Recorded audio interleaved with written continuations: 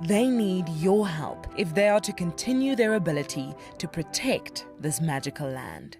I'm Nikki here at andBeyond in Ngala in South Africa. I love getting questions from viewers about all the small things within the environment and how it all is integrated with one another.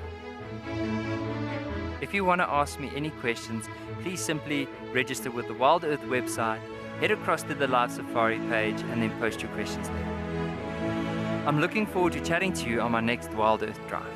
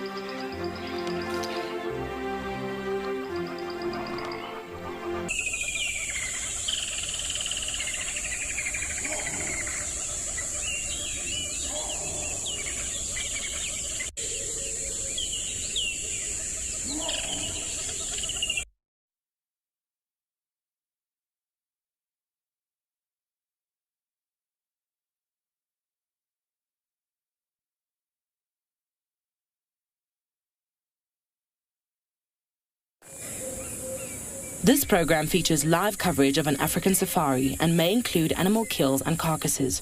Viewer discretion is advised. Good morning, everyone, and welcome to a slightly overcast, yet not chilly, morning here in Djuma Private Game Reserve. I'm actually considering taking my second jacket off, which is really quite something for first thing in the morning. But it's a great start. There was lots of action on Djuma last night, which we will fill you in on. But it won't just be Djuma. We're coming to you live from many different locations across South Africa. So get ready to jump on board, everyone. It's that time for your live bumbo through the bush.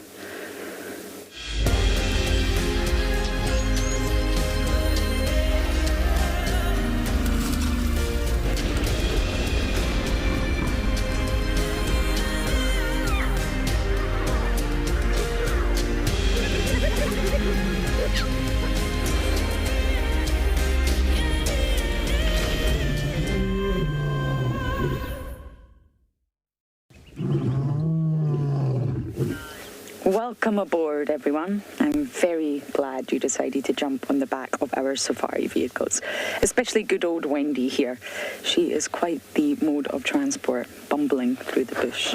My name is Lauren. I do have Darren on camera, and it's great to have you all here. We are on our way to the hyena den. Now, I'm going to quickly check because time is of the essence in the morning.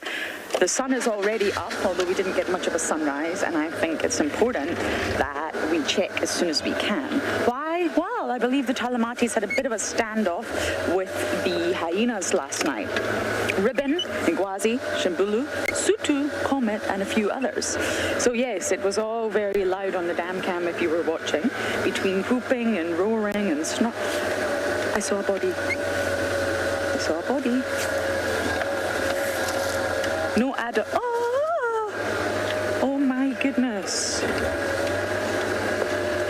My goodness. Hello. We're going to say a quick hello. Wow. What are you doing unsupervised? I suggest you get back in the den, little one.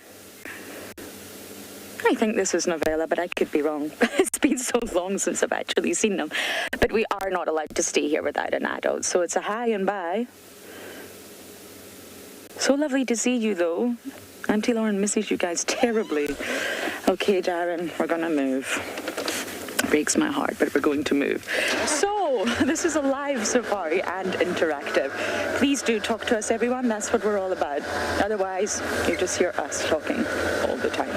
You can send in questions, comments, topics, jokes, and you do that by using the hashtag WildEarth on Twitter, if you like to tweet, or at FC if you like to use the YouTube chat. There's a third option. You can head over to the WildEarth website, register first, and then you can submit your questions under the live safari page. But kids, if you're watching and you're under 18, please do send in your questions via email. Bye. Anyway, yes, send them in via email, and that email address is kidsquestions@wildearth.tv. Now, of course, the den was my first port of call because there were lots of hyenas around last night. I thought possibly they might be hanging out at the den, or they might have had a leg or a bone or something back at the den, but sadly, nothing, I'm afraid. Dear hyenas. Someone wrote on my Instagram, I hope this puts a smile on your face since you're not smiling anymore because of the hyenas. And that's true, it's devastating. But this was always going to happen. There was always going to come a point where the den would no longer be active, and sadly that time is now. Anyway, as I bumble off in this slightly warmish morning, we're going to send you to have a look at the weather across all our locations.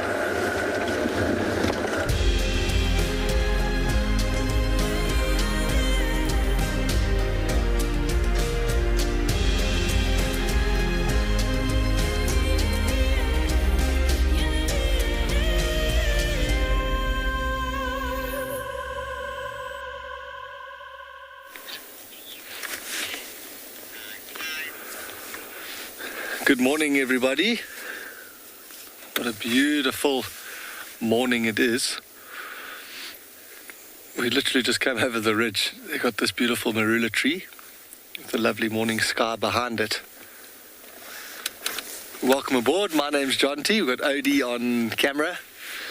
And we are going to try catch up with the Talamati Pride. Lauren was telling you there was a lot of commotion last night. We actually rushed out. We heard all the sound. We went to go see what was happening. It was a ridiculous little interaction. The lions had a hippo surrounded on the road, and the hyenas were whooping in the drainage line. It was really, really something. So we want to just see if we can catch up to these lions. There were tracks called in 5 minutes ago that they were heading west, so we're doing a loop around from the northwest to see if we can find their tracks. That is what our initial plan is this morning. I hope we get lucky. That is a beautiful little scene, that.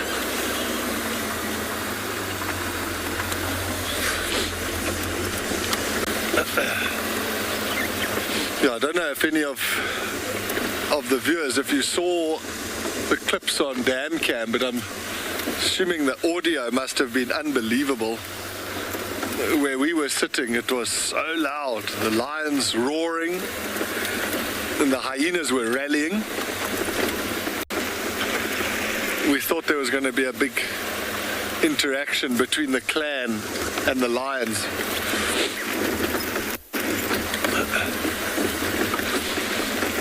We're going to carry on with our loop, checking for tracks. You can head over to Marcus. He wants to say good morning.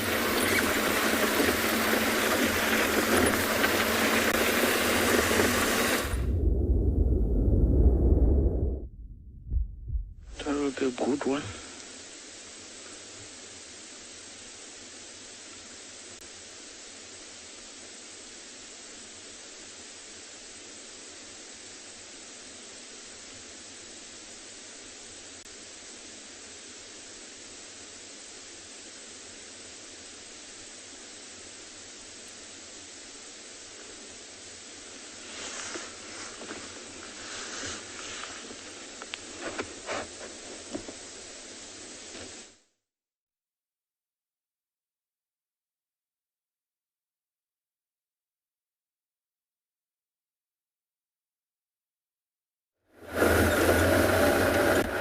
Since my heart is so disappointed, I am just going to update people on the radio.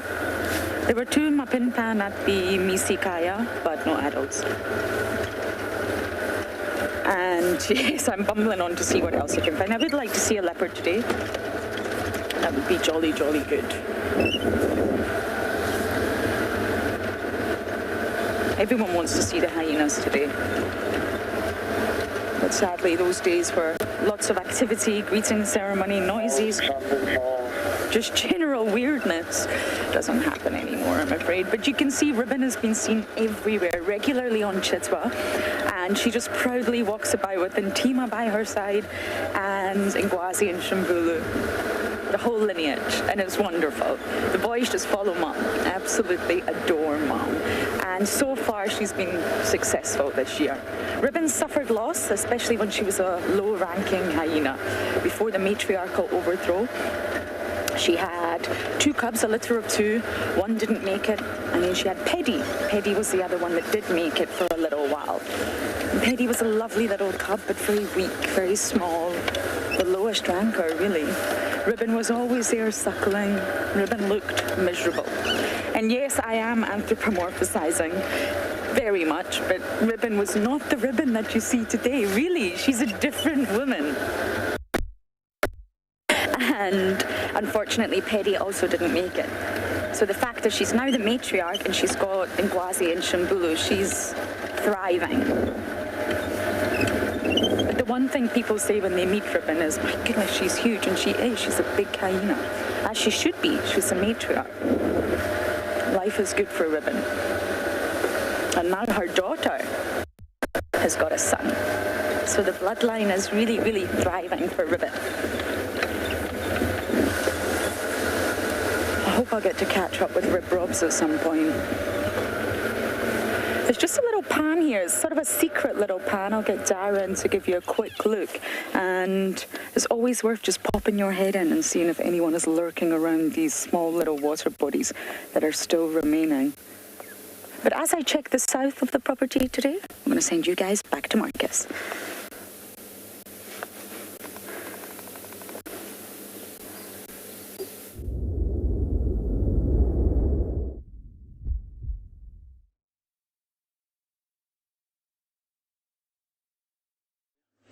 Western part of our property this morning, and a very good morning to the viewers, and welcome to andBeyond Ngala in Kruger National Park. I am Marcus, and of course on camera I've got Mpo. There goes the stamp. Yeah, so this is a beautiful morning, I must say, not as chilly as the past couple of mornings. So today we are about 12 degrees Celsius, which is around 54 degrees Fahrenheit.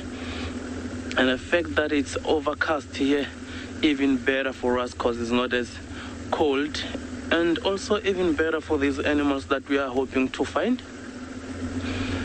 But yeah, like I mentioned, we are just on a bumble for the time being, and yeah, there was this beautiful tawny eagle that we drove past, which was quite nice to see. Unfortunately, it couldn't stick around for us to share with our viewers, but that was quite a nice sight to see.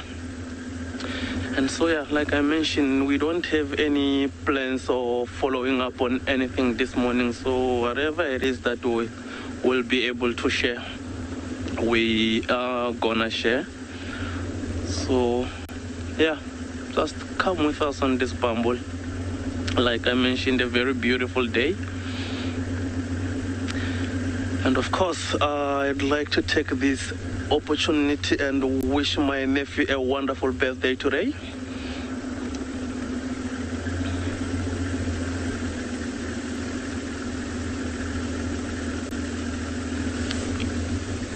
Sorry, can you come again with a question for me?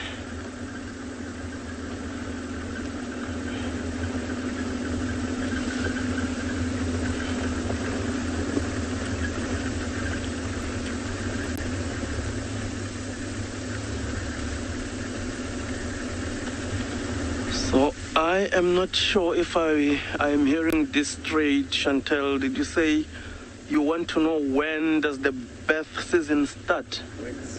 Wet season. Oh, all right. So Chantel, in our area here, we've got some wet summer seasons as well as dry winter seasons. So of course now we are in our winter. So our wet season starts around towards the end of November. I think that's when it starts raining, at least up until March or so. And of course, even in winter like now, we do get some light drizzles time and again, but not as hectic.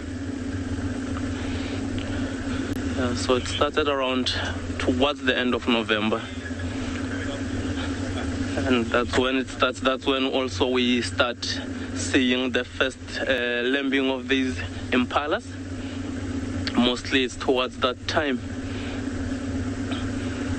which is quite nice to witness. And of course, this vegetation in our bush becomes that green, which is quite beautiful. But also, that being mentioned, it also gets as thick, you know.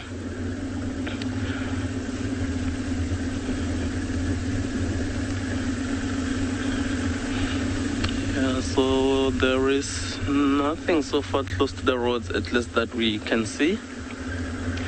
But yeah, we'll just keep at it, fingers crossed.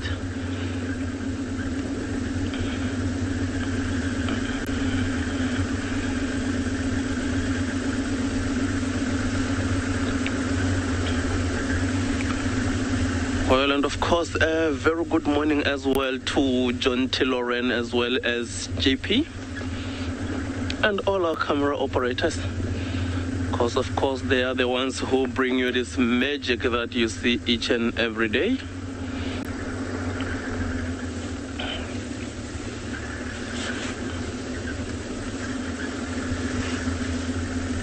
Yeah, so this road that we are driving right now will pretty much take us to the western part of our property, which will be quite nice to see what it is that we find on the way to the west. And of course, some of these lions, especially these lionesses with the youngsters, the last time they were seen, which was quite a couple of days ago, it was on that side and the western side of our property.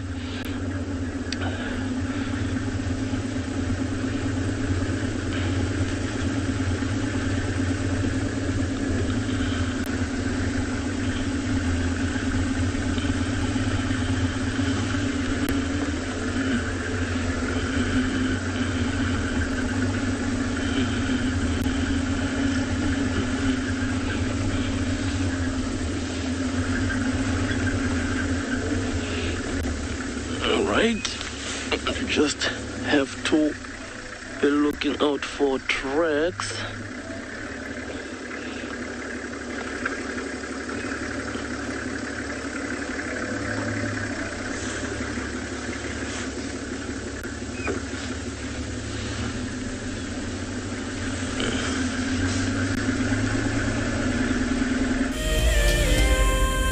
On board we have a very special guest joining our live safari today. We have Sue Fogel, who has bought a ticket to Dream. It was an easy decision to purchase a ticket to Dream because I've been working with animals for my whole life, and I think what WildEarth does here, bringing live safaris into your home, is just remarkable.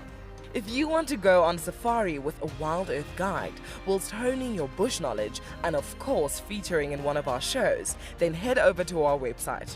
Well, since I've been watching for such a long time, I thought it would be a good idea for me to come here in person. Sign up to be a WildEarth explorer and you could be making your first ever on-screen appearance. If you have a chance to do it, I highly recommend it. To feel the sun on your face and the wind in your hair and to smell the smells and just kind of be in the animal's presence. It's undescribable. I highly recommend it. Across southern and East Africa, the Endangered Wildlife Trust works tirelessly to save species, protect critical habitats, and benefit people.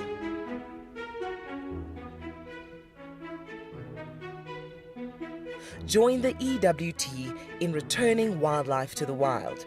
Go to ewt.org.za to find out more and follow our socials to see how you can get involved. Protecting forever, together. My name is Ross and I'm a field guide at andBeyond Phinda Private Game Reserve.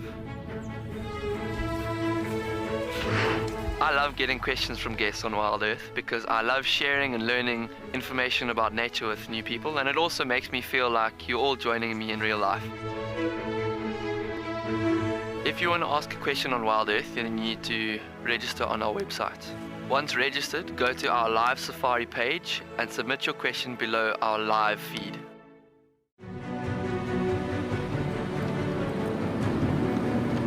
We've seen these ellies really chase wild dogs before. Let's get into spot. There we go, there it comes. Look at that, isn't that amazing?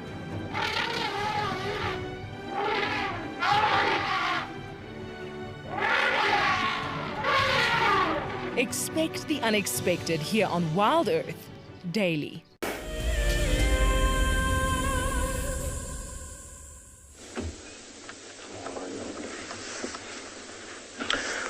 Welcome back to andBeyond, Ngala, everyone. Oh, so we had this beautiful sounder there. Looks like they are not as comfortable here, because as soon as we got here, they sort of ran away from us. But that is something quite nice to see, because it looks like they had like 6 youngsters in there, of which I think might have been 1 liter from those sows, which is quite nice because most of the time they do lose those piglets at an early age. But looks like she managed to raise those ones, and they are quite like a huge family. But of course they ran away from us, so we'll just keep on going and see whatever it is that we will be able to see next. And like I mentioned, we'll be heading west towards our western boundary to, well, look for anything really. We will be eventually going past this one water hole that mostly will find a lot of these animals together drinking, because it is quite a huge one. Sometimes together you find some water bugs, you find impalas, and sometimes you even found crocodiles out of the water, which is also beautiful to see.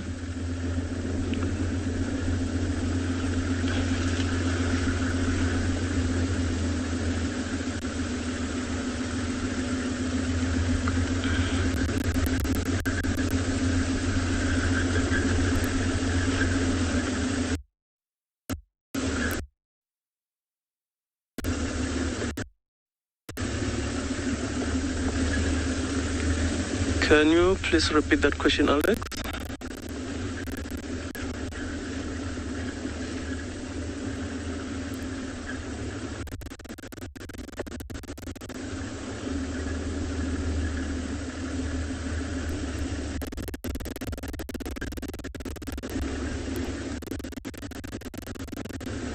You are breaking up quite bad.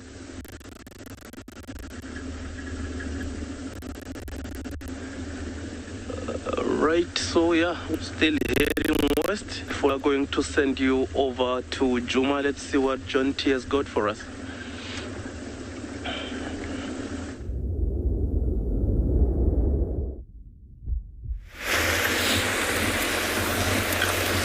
Welcome back, everybody. So we've done a loop around wanted to eliminate tracks heading a certain direction. We're back on Vuatela access now, heading towards where the tracks were called in. And this is tracks of what we presume is the Talamati Pride. So I'm just going nice and slow so I can check the road. OD is scanning left and right. So it's very awesome. Hopefully this morning we can do a proper tracking mission.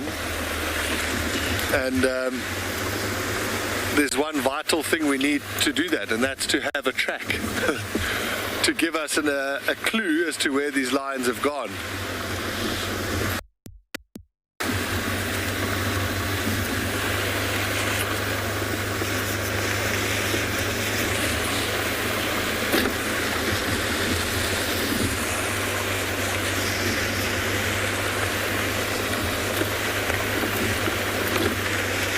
I really wouldn't have thought that they were going to go too far after I saw them yesterday.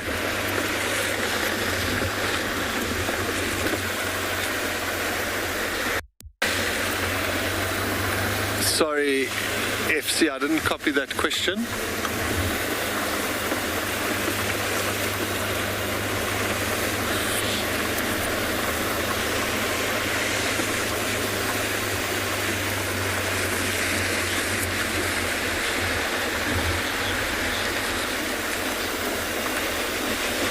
So, I mean, it would be quite a battle, but it would all depend on which ones had bigger numbers.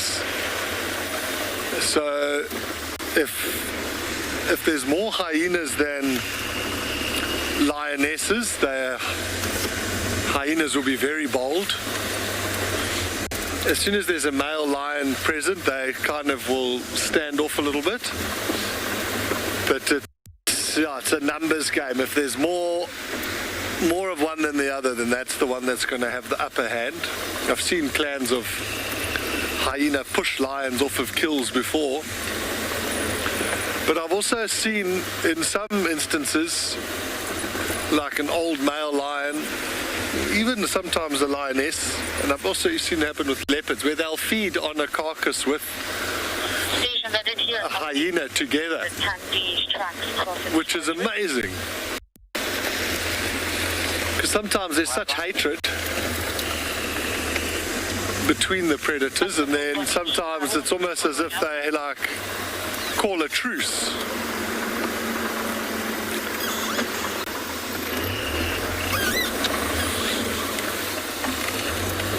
Thanks, Lauren. Yeah, we're making our way. I was just saying, after seeing those lions yesterday, and we know that they ate that in Ngala, I really didn't think they were going to move too far, but maybe after the interaction with the hyena, maybe they got a bit of energy.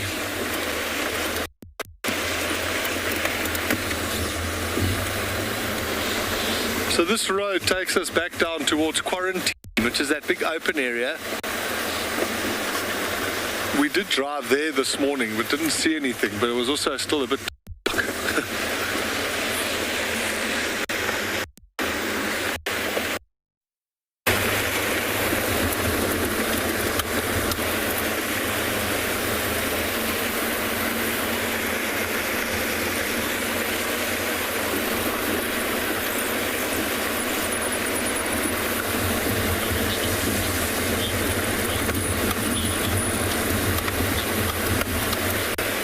and sometimes when it's a little bit cooler, we might get a chance to see some of the sort of more nocturnal animals. They might come out a bit earlier or stay out a bit later.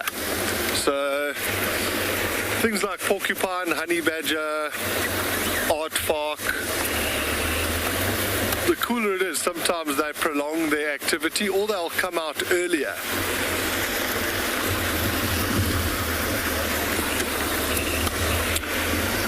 Yeah, I think so. Odie's just suggesting a road to take. I just want to go and find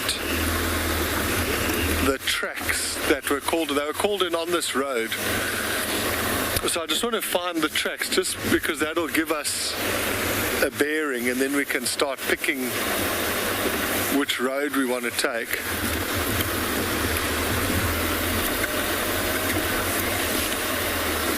There's a lot of... Oh, that's a male leopard.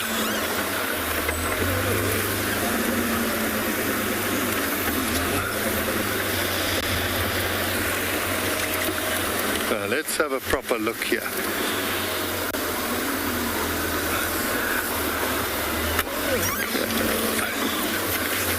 I'm just parking like this. I'm just going to hop off. Here, the lion track. Whoa, how's that tree stump?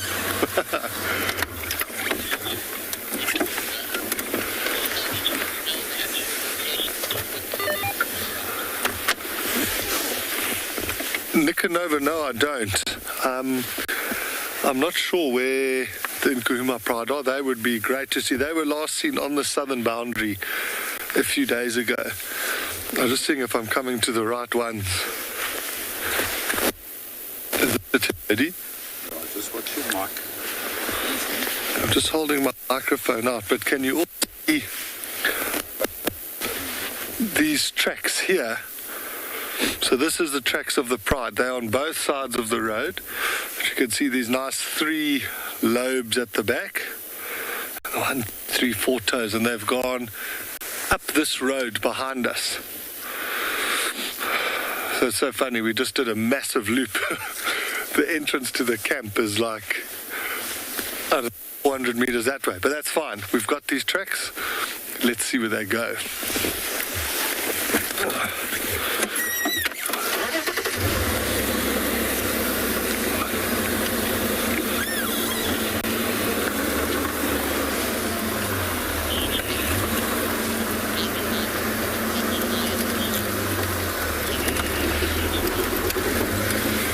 Tess, that's a good question.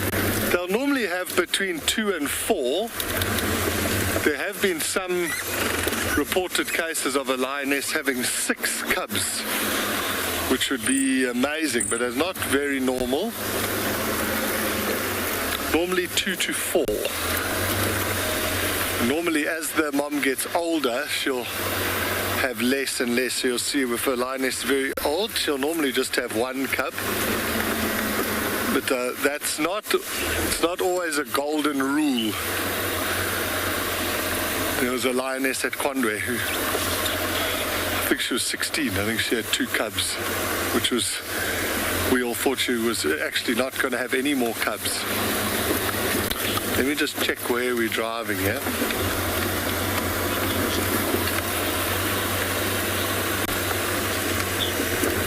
So we're going to just keep trying to stick with these tracks. We're going to head over to Lauren, who's with the Battalier check.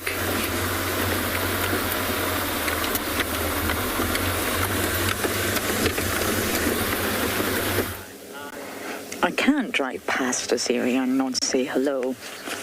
Hello, chickadee. You made us all proud yesterday. Yes, you did.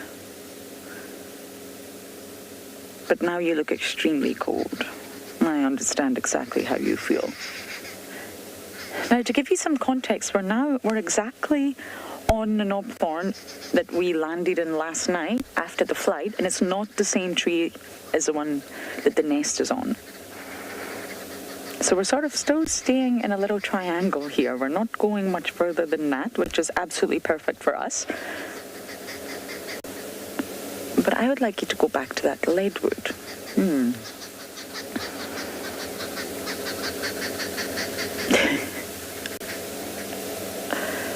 This chick has just brought so much warmth. I think after all the joy we all experienced with Sedgwick, and if some of you are not sure who Sedgwick is, don't worry. He was a spotted eagle owl. I don't actually know if he was a he, but I got to choose a name. And found by Seb and I originally, and then named after Hedwig, the owl from Harry Potter. In case any of you were confused, so we turned it into Sedgwick. And that's how the name came about. And my goodness, everybody really fell in love with this owl. But not only that, we really learned. There's only so much textbooks and literature can teach you, especially about birds.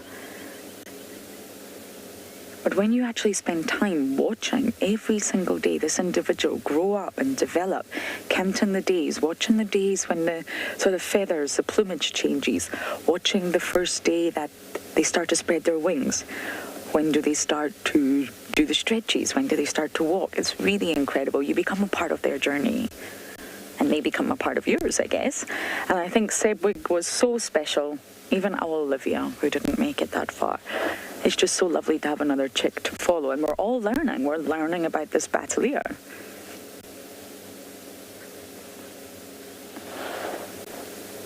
Who's extremely habituated now. I remember the days where a vehicle would come by and would hide in the nest. But now we're, well, yes, very brave.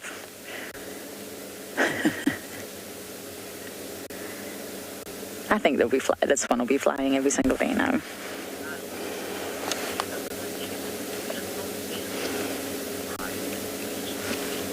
Ryan, you are 9 years old and you can't believe it. And I also can't believe it. It's a very big chick. It's been big from the first day we actually saw it. And we are guessing the age. If any of you are battalier experts, you're welcome to chime in and help us. But we spent a lot of time watching Mom incubate. We knew she was incubating, although the nest is very sort of high up from the ground. We could see from her behaviour and her position and her movements as she was incubating. So generally they incubate for about 55 days. So let's just say 2 months. And we were watching and waiting and watching and waiting. That's a long time. And eventually we saw movement of a chick inside. So we are just guessing the age, really. But you're right, it's a big chick. Doesn't look anything like the adults yet, really.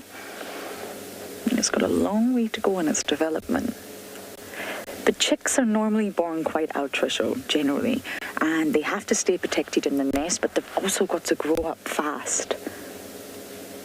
The longer you are weak and underdeveloped for, the more vulnerable you become. Even with leopard cubs or chicks or any young, you've got to get big, you've got to get strong fast, or you're just going to be easy pickings for all the predators.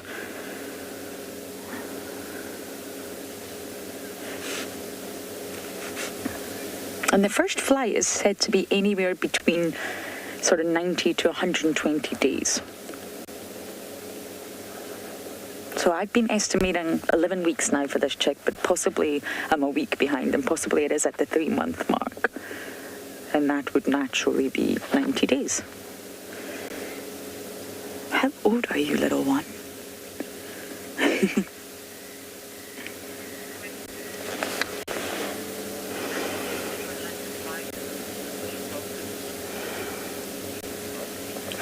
Rolling rock. I'm not so sure. Either way, generally speaking, battaliers have quite a unique way of hunting. And that is due to the fact that they are diurnal. Oh, so beautiful. And they can scavenge and they can hunt. So normally they locate their prey aerially because they've got really acute, fantastic vision. And they can actually attack birds in the air, but generally they're really specialized at finding small little carcasses on the ground or small mobile animals on the ground, and they snatch from the ground level. That's what they specialize in, because they need to get to the kill before other scavengers come in, especially other aerial scavengers. A bird will always have the advantage over a hyena. It can just fly up in the sky. Hyenas don't fly. Imagine that. So that's what they specialize in, but they can attack birds in the air. They absolutely can. But they're quite well known for being found along roads. because once there's a roadkill or an accident with an animal, they can sort of swoop in and take that carcass before any other animal comes in.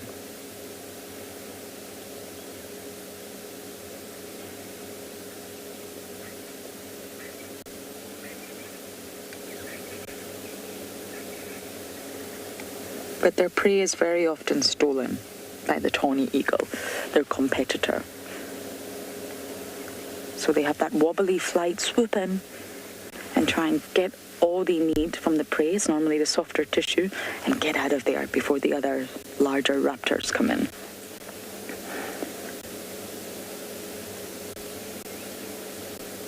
That's what they are specialized for.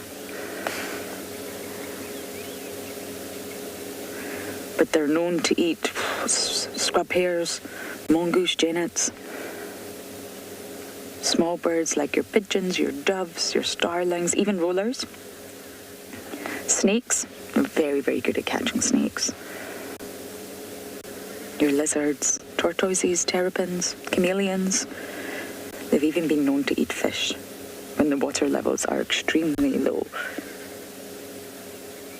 So their diet's very broad.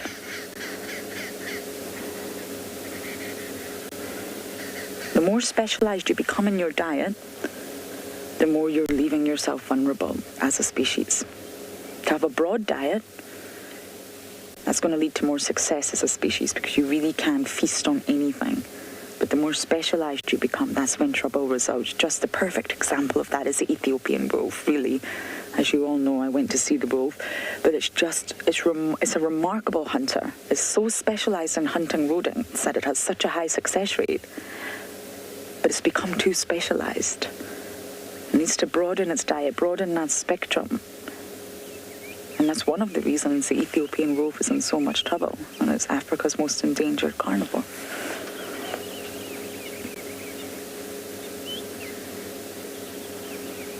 Chickadee, you look cold.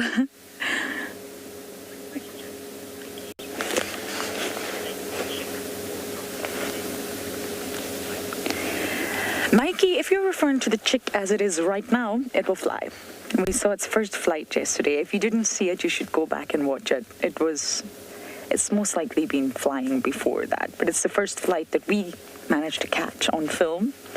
Davi got it all. It was so incredible and worth a watch. Such a highlight for me. And if you're referring to when it's a very, very small sort of weak, underdeveloped altricial chick, still being very much looked after by mom, a few weeks old and it fell out of the nest, and sadly, that would be the end of chick. But at this stage, it's very unlikely that it would fall, but if it made a little wobble and tumble, it would just soar into the sky. It would catch itself.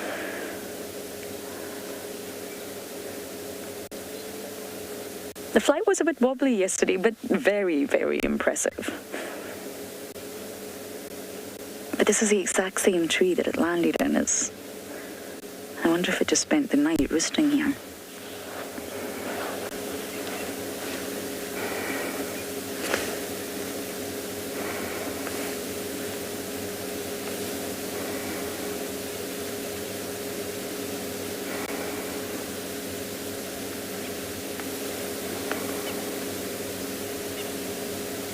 He's quite concealed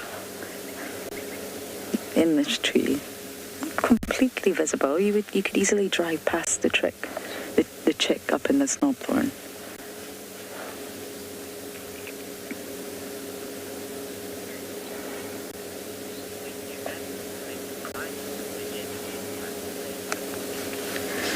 Okay, we're going to say goodbye to Chickadee and keep fumbling to see what we can find, but I believe JP would like to say good morning.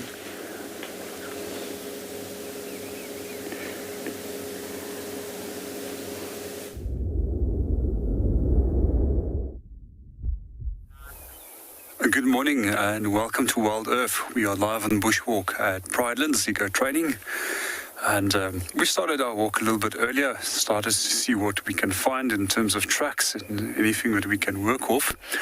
We took a little bit of a break over here now, and we're just enjoying the view on the Drakensberg Mountains. So what you can see over there in the distance, that's Maripskop, one of the highest peaks in this area, around 1,947 meters in altitude, if I remember correctly. And our plans for today is to continue walking from here. We're going to work a number of the roads, see if there's any fresh trucks that are coming in and out of these blocks, and then hopefully we'll be able to track down our buffalo that we were looking for from yesterday. We're also looking for a group of lion that was in the area. However, we haven't been able to find any of their tracks, or fresh tracks at least, for this morning. But in the meanwhile, we're just going to provide you with the opportunity to enjoy the beauty of the Drakensberg Mountains. For those of you who are first-time viewers, Drakensberg means the back of a dragon. That's a great view.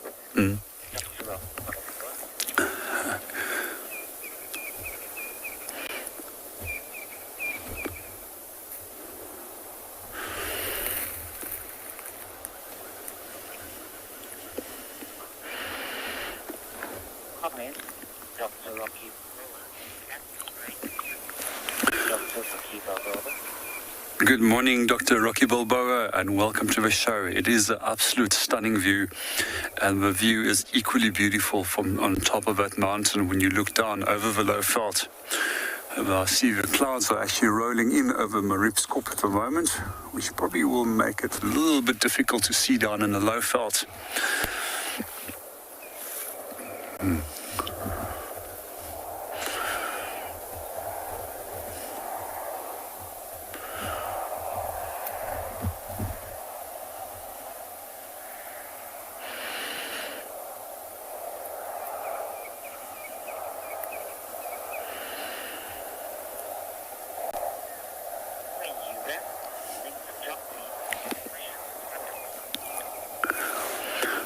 We're going to move off and go and see if we can find any of the tracks that we are looking for both the buffalo and the lion. But in the meanwhile, we're going to hand you over to Jonty, who is also following up on lion.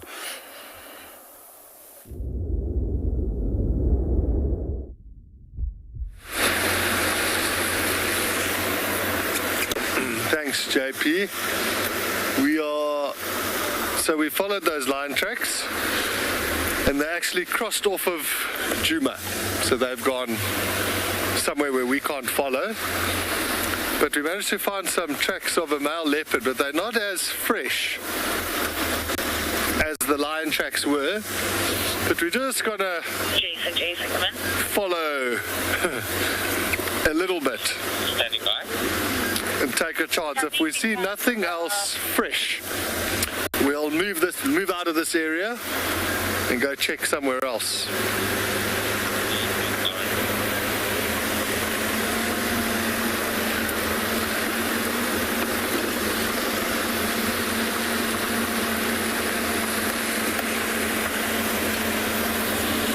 Such a pity, man.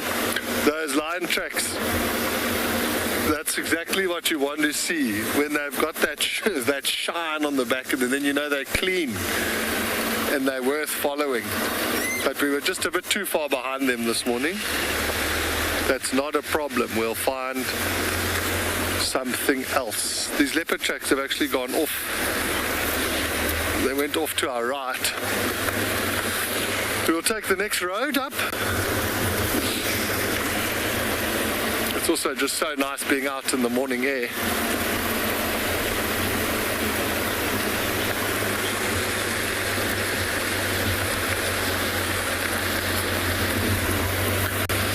Wow, that is a fantastic question. I'm not entirely sure, to be honest. I know that lions in certain areas have reputations for being much larger, or certainly you hear like Kalahari lions have always got a beautiful black mane. But I'm not sure is my honest answer.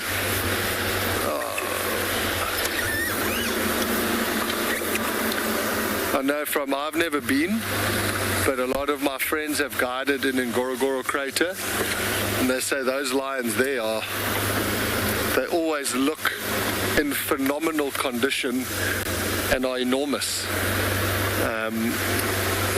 But I must say, having the telematis around our car last night, busy roaring, they also look pretty enormous. Must have something to do with genetics.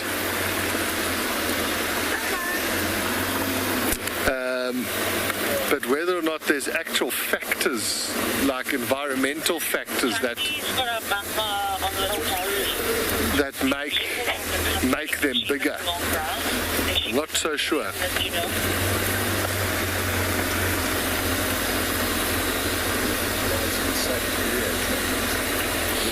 Yeah.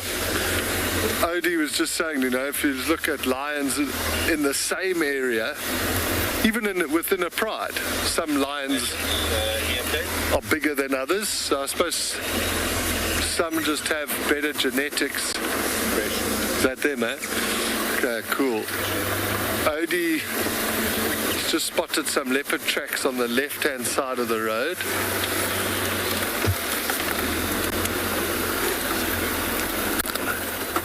Now those are looking a little bit better. I wonder if it's Tabangumi. He wasn't far from here yesterday morning and they weren't able to find him in the afternoon. So it's interesting, that commotion that we all heard last night, the hyenas, so the hyena call that they were making, they were rallying for support. One of the hyenas had become cornered by the lions and it was calling, and then as other hyenas arrived, they were kind of whooping up for support. But leopards will go and investigate what's happening there, because sometimes in the chaos, they might be able to steal a free, easy meal. So he might have come a little bit closer, and then actually, when he saw all the lions there, thought, no, this is not where I need to hang out.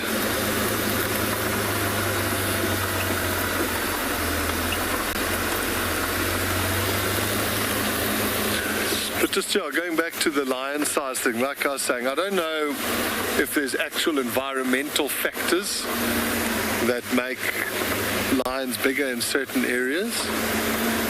But just what I've seen here in South Africa or Southern Africa, some lions are just bigger than others, even within the same pride unit. And even in coalitions, I know in the coalitions that I've seen in the Sabi Sands, the Mapocho, the Majingalan, the Mantamatle, the Gowries, or the Birminghams, depending which name you know them by, there's always like one male in the coalition that's like freakishly big.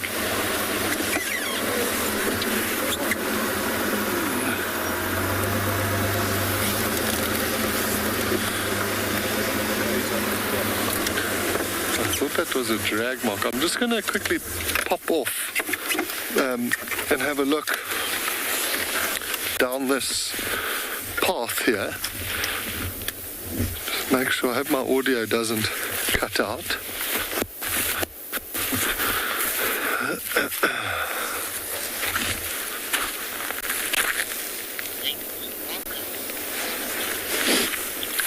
While I check along this path here, you're just going to head over to Marcus and get an update with what he's doing.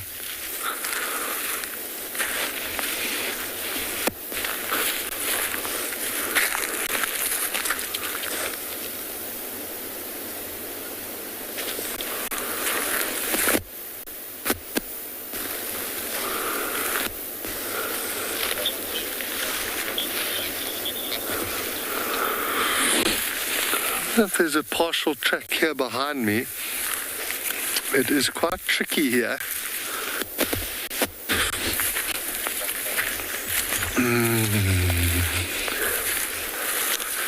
You wish they would always walk in nice soft sand for you. I'm just going to turn this radio down. Have a see if it comes back onto the road here.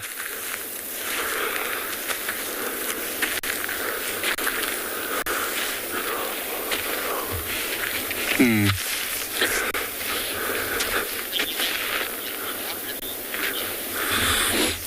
just going to sift around here a little bit.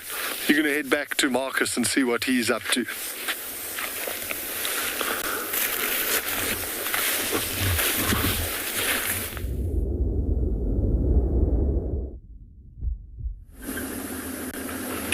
Welcome back to andBeyond Ngala.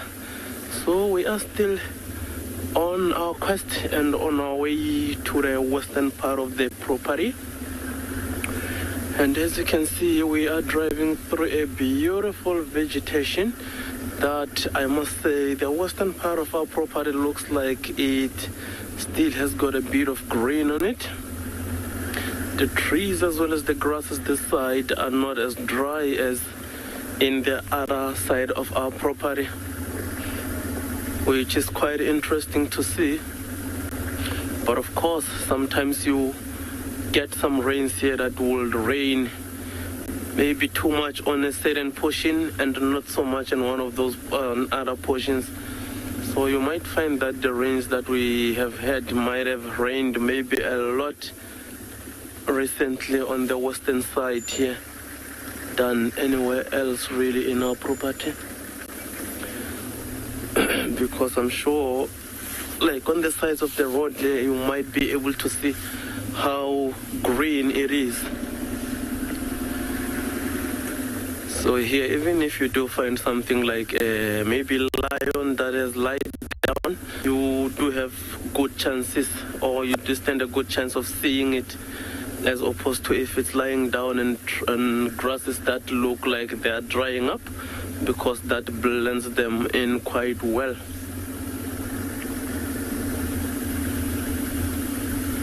You see some elephant dung along this road here, but not as recent. So it shows that the elephants do move along, but it's not rather a fresh poo. So yeah, we'll just keep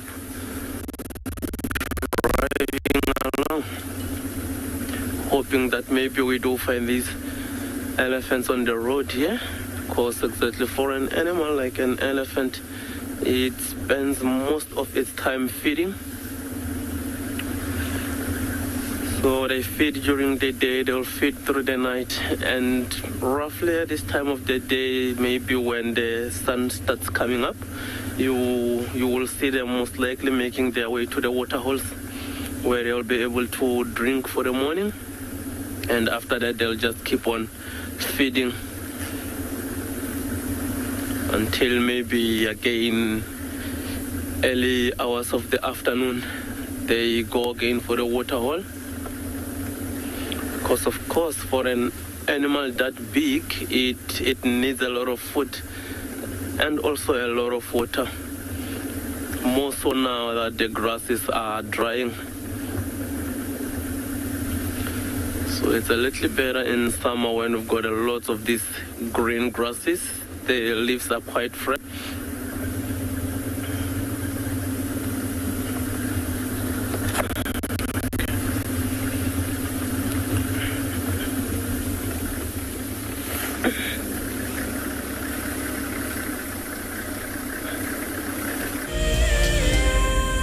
The annual Safari Guide of the Year competition aims to create awareness for those men and women who dedicate their lives to tourism and wildlife. This year's event will be held at Marataba, a breathtaking privately managed section of the Marakele National Park in South Africa's Limpopo province. In celebration of this, WildEarth and Marataba Luxury Lodges are offering all explorers a chance to win a 3-night stay at Marataba Safari Lodge for you and a friend. In addition to a spectacular land-based safari, Marataba Luxury Lodges offer an opportunity for guests to cruise peacefully along the Matlabas River, watching the animals as they drink and wallow. The lodge offers you a chance to lie by the pool or enjoy a spa treatment, and one night could be spent sleeping out under the stars in a luxurious treehouse. Sign up to be a WildEarth explorer before the 30th of June, and it could be you heading off on a long-awaited getaway. WildEarth Explorers.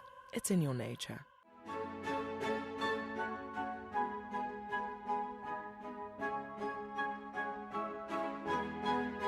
The Wildlife and Environment Society of South Africa, WESA, encourages people to care for the earth.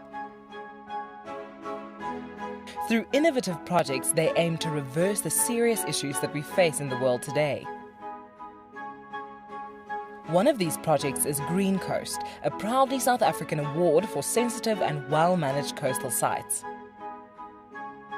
This sustainability project protects our national coastlines while providing unemployed youth with a love for their environment and a hope for the future. WESA is a membership and volunteer-supported organisation. Every supporter is helping to change the only earth we have. Visit our website to see how you can help care for our earth. I love being a camera for WildEarth. The animals coming right up close to you, especially like lions. Sometimes you get nervous, but you have to go with the flow. My favorite animal to film is the elephant because of how big it is. But when it's really up close to you, it's one animal that you would say, I really respect you.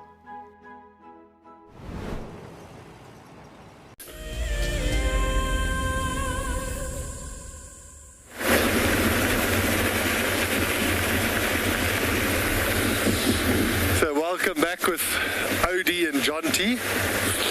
So we just got a report that there was a pride of lions found on this cut line, which we've just turned onto. So we're definitely going to go and have a look and see who it is. It's quite interesting that those tracks we crossed went west and off in towards Arathusa. So I'd love to know which pride this is. Leaving Torchwood, making our way to Cedar Plains.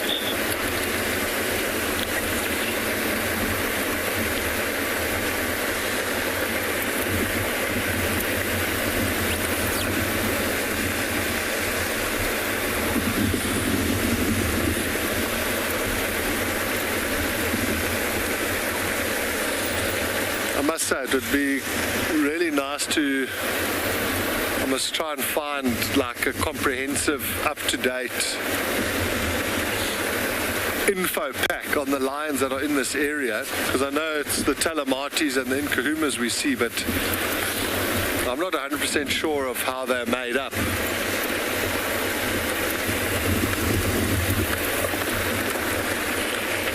From what I thought, the Telematis would be kind of more in the north, and the Nkuhumas were the ones that were on the southern parts of Djuma. What we thought was the Telematis yesterday, I've got a feeling was the Nkuhumas. Because I think the one Telemati lioness, she's the one that's missing the tip of her tail. But I didn't see that yesterday when we were looking by the dam.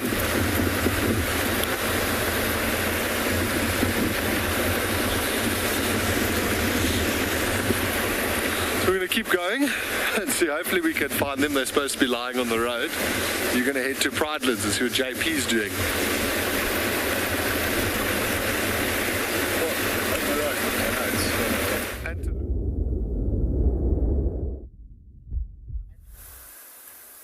Good morning and welcome back to Bushwalk. So when we're out on walk and we're looking for animals, we don't only look at tracks, we also look at a number of other field signs which we can find. And as we got here, we found a large pile of elephant dung. Have a discussion between myself and Craig is, how do we know if it's fresh? Well, there's a number of ways that we can actually look. So the first one is you can just simply push your fingers inside here and you can feel the temperature. The second way that you can do is you can just taste. No, we're just joking. But just generally the temperature is what you can feel. If it's still nice and warm on the inside, you know that this animal has recently come through here. Just want to quickly show you how the consistency of this elephant dung looks like and what it consists of. You can see there's little twigs and branches. There's also some leaves inside here.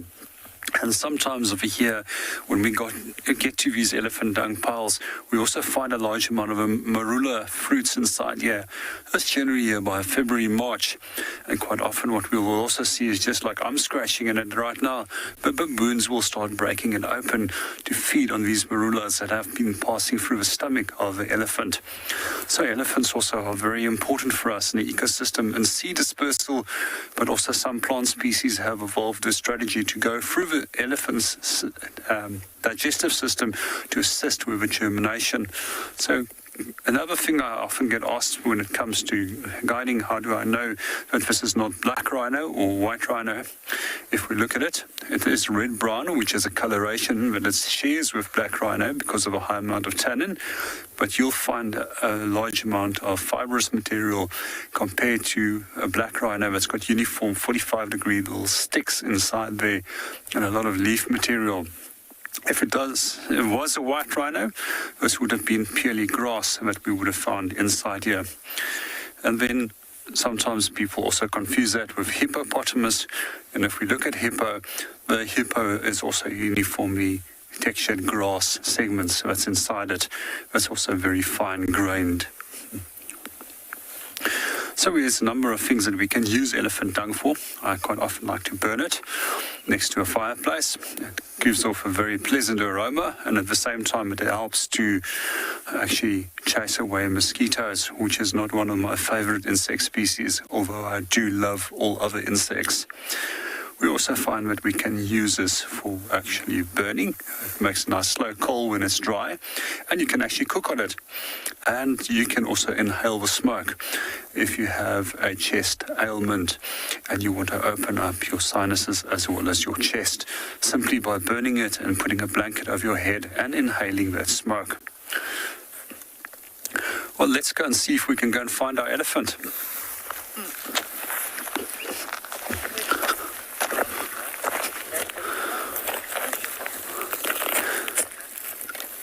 Hi, good morning, Veronica, and welcome to the show. To answer your question, does it stick to my hands? Yes, I can smell it, but it's very pleasant. It's a very clean smell as well. And it's entirely safe to touch the elephant dung, and I promise you I will go and wash my hands very soon. And if it wasn't safe to touch, we wouldn't have done so.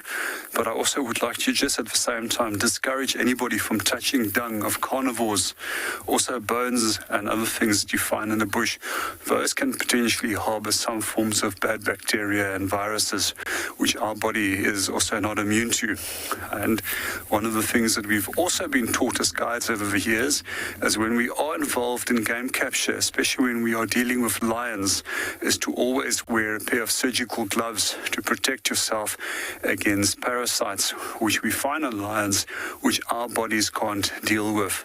So much safer to wear gloves if you are dealing with stuff like that. And if you have to work with bones or the scat of carnivores as a researcher, then it's best to do so with a pair of gloves. So as we move on, we're going to go and see if we can catch up with our elephant, and we're going to hand you over to Ngala and see what they have on offer.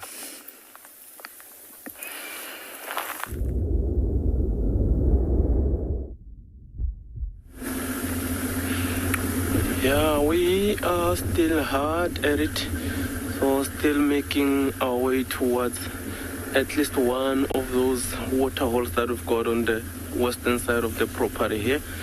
So yeah, along the way we didn't really pass any animals, but of course time and again you will see some tracks, maybe hyena tracks, elephant tracks along the roads here.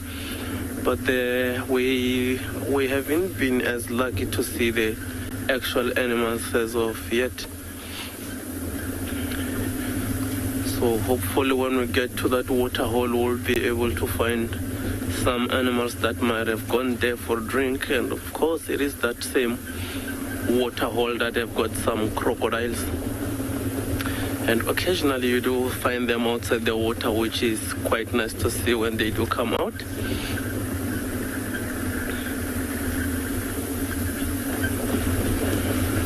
I must say, in that water hole there were also some hippos at times, but of late when we went there we can't really find these hippos. So We're thinking that they might have left maybe to the nearest water source, because these hippos would sometimes go from one water hole to the next.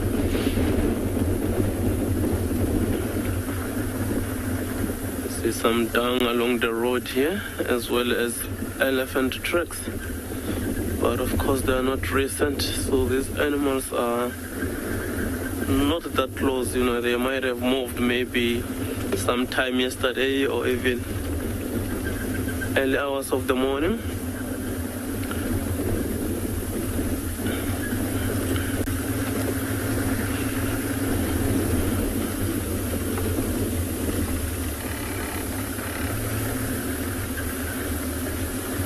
And of course there are some of these mopane trees,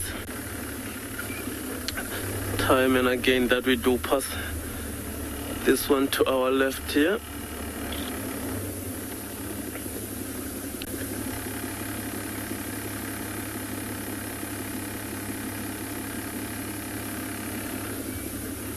So if I got that right, Shante wants to know what's my most memorable animal encounter. Okay, so yeah, Chantel, I think my most memorable encounter with animals was when we found a python that had strangled and killed an impala. And of course, before the python could swallow the impala, 2 hyenas came to the mix. And that standoff between the hyenas and that python was quite nice to watch. So, like, when the hyenas would get close, try to steal that impala from the python, and then the python started hissing at the hyenas, and like it looked like the hyenas were not as confident to go for the python while it was hissing. And that was like a sighting that we find on the afternoon drive. And all of us were left that standoff as it is. We went back the next morning, we couldn't really find anything. So, but what we are thinking is that, of course, the python would have let go of that impala, which the hyenas would have devoured. Because, of course, if the python had attempted to swallow that impala while the hyenas were there, they become that sluggish, he wouldn't be able to move as much, and that would be him endangering himself. So, well, amongst us, still as memorable.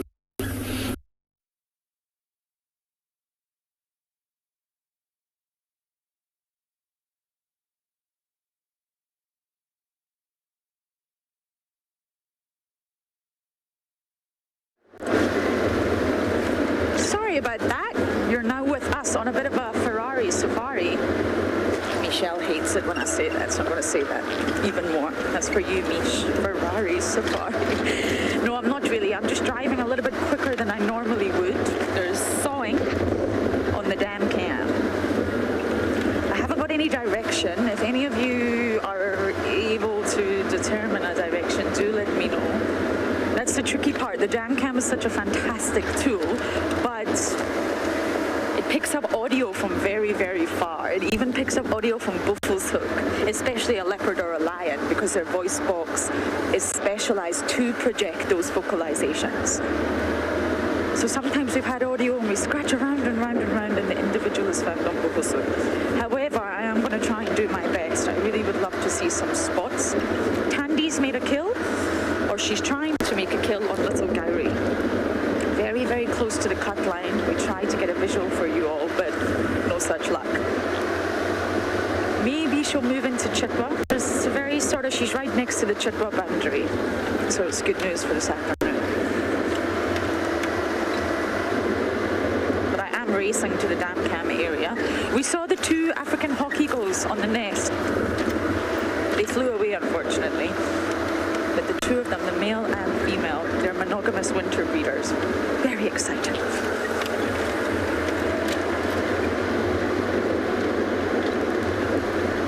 Listening to the story about the python, I have to say my favorite reptilian memory has to be Tingana and his snake. phrase that correctly, everyone. Apologies, let me try again. Tingana with the python. Oh, that was such an incredible sighting. We don't actually believe Tingana killed the python. I think it was a honey badger. But Tingana, of course, being Tingana, came in, stole the python, and proceeded to eat it with a very disgusted expression on his face, if I can anthropomorphize again. He didn't appear to be enjoying it one little bit, but he ate it, and then he hung it on the marula. Watching Tingana hoist a python was really quite a special event. It was Darby and I. And then, of course, the next day, Hosanna showed up. And he wanted a bit of the python, so it was python all round. Oh, I miss the good old days with Tingana and Hosanna. Father's Day is coming up, and the role of the male in the animal kingdom is really fascinating across the board, from insects to fish to mammals to birds. Is really, really fascinating, the role of the male, because naturally it's completely different from the role of the female. And Tingana's tolerance of Hosanna was really quite special. He really tolerated him because he knew it was his offspring. I mean, it's not genetically proved, but Tingana himself believed that Hosanna was his, and that's why he tolerated him. We had lots of nice interactions between father and son with those two. Okay, I'm at the dam cam. If any of you have any information, please let us know. I'm going to turn off my engine, hopefully find a leopard, but for now, over to JP.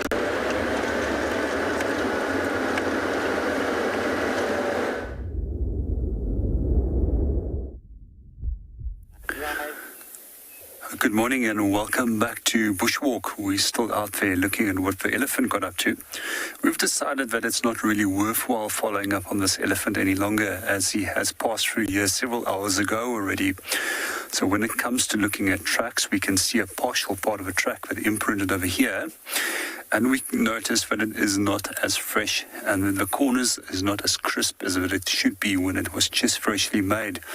We also can notice right over here that there is a antlion hole over the track that was made by antlion larvae, which is telling us that this has been made after the elephant has come through here. Just a few little things that we can look at over here. You can see these very fine crack patterns over here. And if you start looking at these crack patterns on the foot of an elephant, and the same applies for rhinos, you can actually start identifying individuals. It's like a unique fingerprint, very similar to looking at different species of zebra. When you look at their coat pattern, they also have a unique coat pattern, which can also be used like a fingerprint to identify a specific individual. Something else that we also noticed that was left here by the elephant is this branch, and when we look at it, it's still slightly damp from last night, and if it was fresh, it normally would have much more moisture on it and almost like a slimy little feeling that it sometimes leave if it was just freshly been broken off. But here you can see where the elephant has now grabbed it, and he simply just pulled it through the molar teeth, and he stripped the outer layer of thin bark off that he was wanting to obtain where all the nutrients and minerals is. The rest of this fibrous material from the inner part of the branch has got very little nutritional value for the elephant, and that's why it's been discarded. So if we look at what elephants eat, they eat a wide range of different plant materials. Sometimes they target the fruits, sometimes seeds, sometimes flowers, sometimes they'll go for the bark. Other times over here they will also uproot trees, specifically going for the roots of those plants. Quite often we find that in the winter months they uproot the knob thorns as well as corkwood trees in this area to get to the roots, where there's a lot of nutrients and moisture being stored inside the root, which is basically a storage organ. And then other times over here, you'll also start noticing that they will specifically focus on stripping off bark. And they love stripping off the bark of knob thorns, especially around by September when they start flowering. And there's a thin little layer of the outer bark that's still over here. We quite often strip this off if it's the long lengths. We can start, if we have long strips, we can start making a rope out of this as well. I showed a few days ago how to make rope. Maybe if we do get a tree that's been damaged again a little bit later by elephants, I might just do that again as a little demonstration how to make rope from the inner bark of a plant.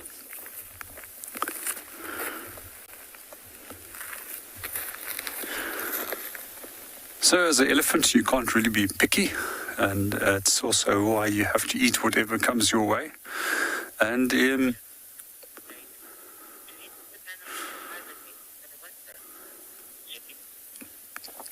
good morning and welcome to the show. With regards to your question, does any animals hibernate in winter?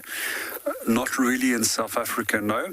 However, we do know that certain species like the South African hedgehog does go into a state of torpor, where it basically goes through a period of reduced energy consumption, and it stays inactive during the winter months, but not in a full state of hibernation. We also find when it comes to reptiles, some species of reptiles will not go into a full hibernation, but they will also go into a semi-state of torpor. They'll move in and out from their burrow systems, use the sun to heat themselves up sufficiently, and then move back into the burrow system. However, that's on a high veld, they go through longer periods of inactivity because of the temperature and difference between the high-lying areas of South Africa and the low veld where we are, where it is much warmer. And then all our frogs and amphibians, they also disappear for the winter month. Go and hide somewhere where it's nice and warm. And then only become active again when it starts becoming warmer in the spring months. Talking about winter, we always like to joke in the low veld that winter comes to end on the 21st of June, when we've got the shortest night, shortest day and the longest night. And we also see the temperatures from there on progressively will become warmer from August onwards. And by the 1st of July, we'll have 1 week of heat, followed by a very quick approach of summer.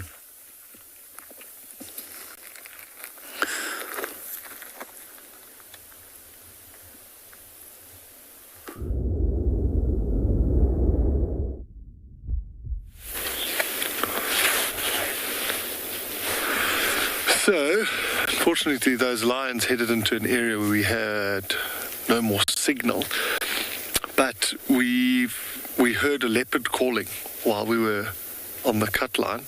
So we've just come down to this beautiful spot looking at this awesome jackalberry tree. And we're just listening. The last time we heard the leopard call or rasp was maybe 5 minutes ago. So we're just sitting, we're just not going to move for a while, we're just listening. Lauren's also moved into this area. She's at the dam. It was actually the dam cam that alerted everyone to the fact that the leopard was busy calling.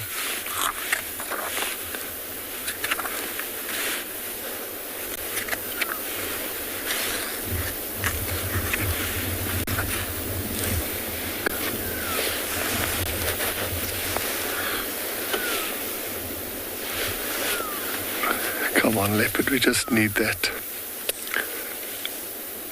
awesome sound. And the leopard's rasp, not like lions and hyenas. If you can hear it, you are fairly close. You're not going to hear it from kilometers away.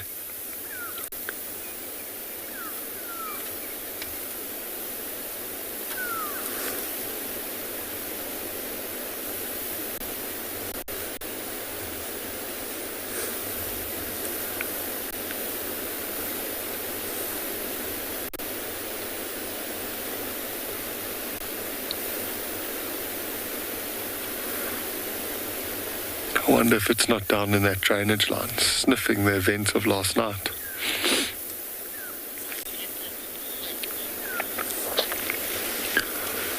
Queen, so it's a contact call or an advertisement. So males will patrol there.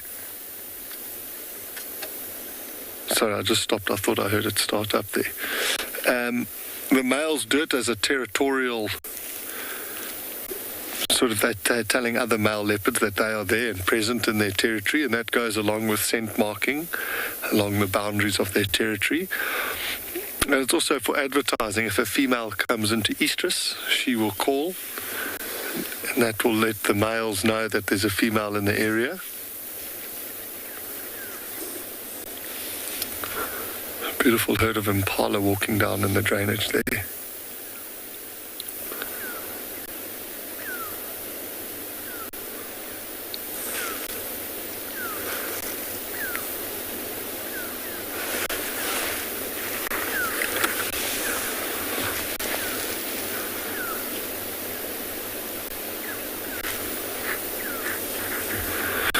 Walking past an ancient leadwood there, you always wonder if these leadwood trees could tell you a story, what they've seen.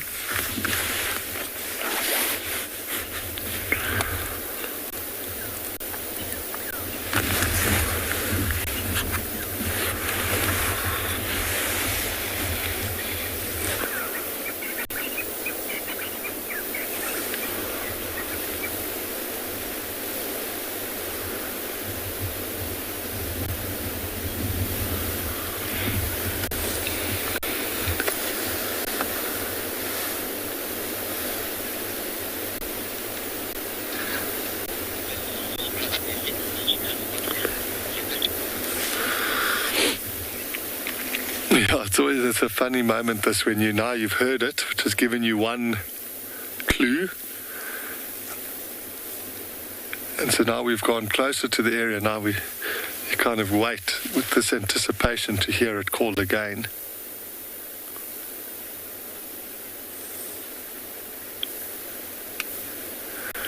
We really you get high alert. So now we're waiting because we might hear. You're waiting to hear maybe a squirrel alarm call or some Franklin's alarm calling. Any other sort of little clue that the Prince of Cats is cruising around.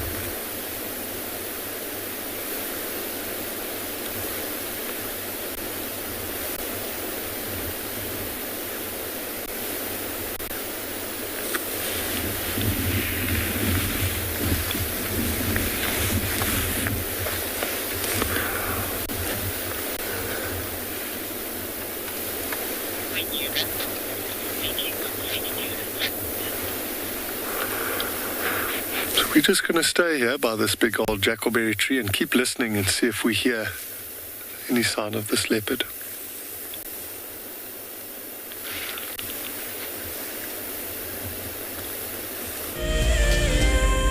On board we have a very special guest joining our live safari today. We have Sue Fogel, who has bought a ticket to Dream. It was an easy decision to purchase a ticket to Dream because I've been working with animals for my whole life, and I think what WildEarth does here, bringing live safaris into your home, is just remarkable. If you want to go on safari with a WildEarth guide whilst honing your bush knowledge and of course featuring in one of our shows, then head over to our website. Well, since I've been watching for such a long time, I thought it would be a good idea for me to come here in person. Sign up to be a WildEarth explorer and you could be making your first ever on-screen appearance. If you have a chance to do it, I highly recommend it. To feel the sun on your face and the wind in your hair and to smell the smells and just kind of be in the animal's presence. It's undescribable. I highly recommend it. Take 27. I'm Carol from Chicago, USA. This is me 5 years ago. No music, no editing, real time. I was hooked. Thank you so much for that, WildEarth. I had lost my job and I also lost one of my pets. So WildEarth has seen me through very hard times, and I just want to thank all of you for being there for me when I needed you most. We love you. We start and end our day with you, teaching our grandkids all about nature through you, your wonderful educational safaris. We really do appreciate being on safari with you, especially when it's cold and wintry in Canada. And considering we've been in lockdown for 18 months here in Saudi and have not been able to fly back to South Africa, I want to thank you for bringing your safari back into my life every single day and night. I love it, love it, love it.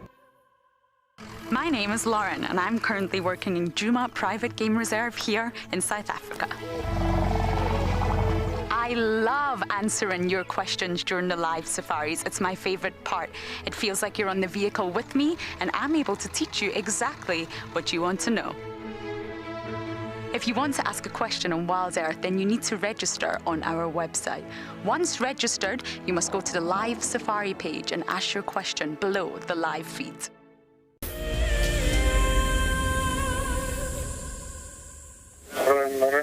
Hold on 2 minutes, everyone. Standing by, Obs. Yeah, got the audio calling far close to Spaghetti Junction. I'm gonna check the vouchers next down there. Copy, I'll take Twin Zams Road. Okay, let's bumble. So that just shows you, Aubrey's now got that audio at Spaghetti Junction. We're at the dam cam. I haven't actually heard it myself, and that's far. Sound travels so much further in winter when the air is cold, and it's all to do with the hot air and the warm air pockets. Always makes it sound like the animals around. But I did hear updates that it sounded like it was getting closer. We can't hear what the dam cam hears. But I'm going to check this way. Aubrey's doing the other way, so fingers crossed. I've also got Dylan Leo Smith on the Tandy case. If Tandy moves onto Chitwa or onto the boundary line, he's going to let us know so that we can go and see her. So we've covered all bases. Spaghetti Junction is quite far. But if there's a leopard calling, then we must try and find it. If it's Mowati, then, well, we may not find him. But if it's not Mowati, then we may be in luck. I would love to see our Princess T. It has been too long. Okay. Are you listening, Darren?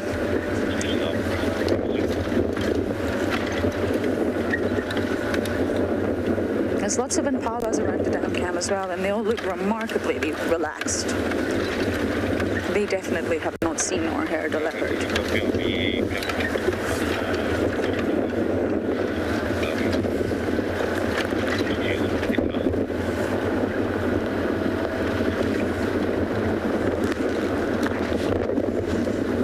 Off my head when I drive too fast, so my speed is limited.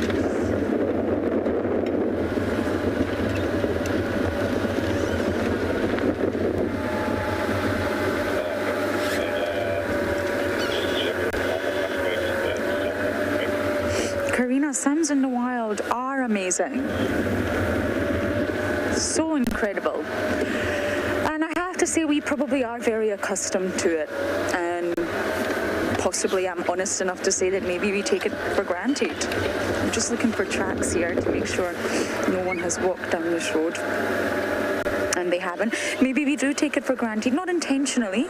It's just, I've lived here for 3 years now, and you do just get used to all the sounds. And sometimes you have to slap yourself across the face to realize how special they are. From the bird calls, I mean in summer. You're just surrounded by a chorus of the most beautiful music from the birds. The sawing, the roaring, the whooping, the wild dogs, whoo, whoo. Even just the hippos. I mean, the noise that comes out of that hippo at Garuda is really quite spectacular. And do we understand what that organism is saying? Possibly, but possibly not. They live in their own little world, their own little bubble. All of them trying to mark their own territories, all of them trying to communicate with one another. Audio is really, really special. So to answer your question, I probably am used to it, but I do try to pinch myself now and again to remind myself how special it really is that we all get to hear this.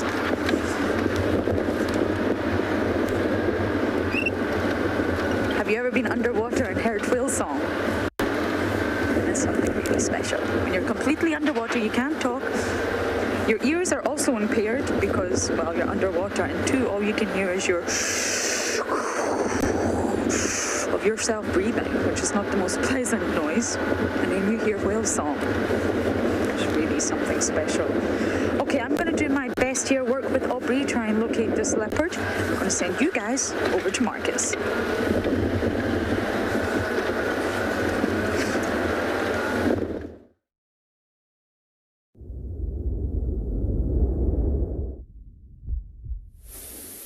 Welcome back to andBeyond Ngala, everyone. So we are now at that water source in the west, the one I mentioned that we are eventually going to, and there is absolutely nothing.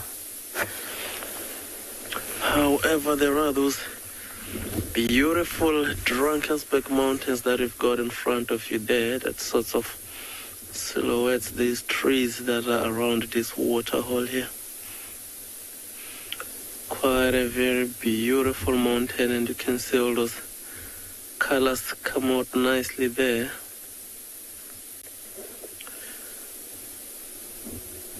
And of course the wind has picked up again now, making what was already sort of a bad day worse, if I can call it that. Because yeah, we've been bumbling, we have been burning none of these animals close to the road here. Just let's enjoy that beautiful view of the mountain from high up here. We are on the dam wall, by the way.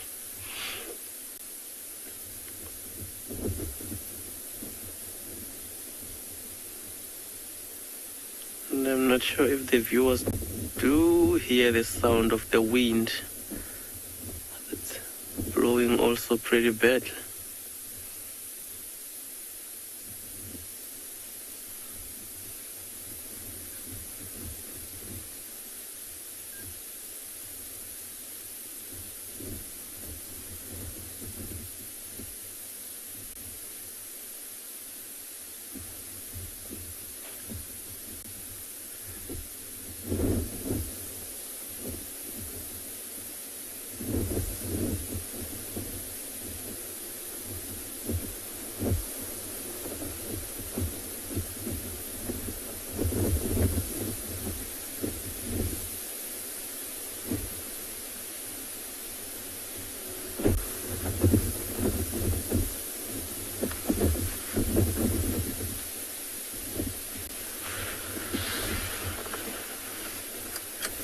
Try moving forward a bit, just to scan around this water hole here to see if maybe at a distance we might be able to see animals approaching, or even the ones that are maybe getting away from the water. I find that they have drank already.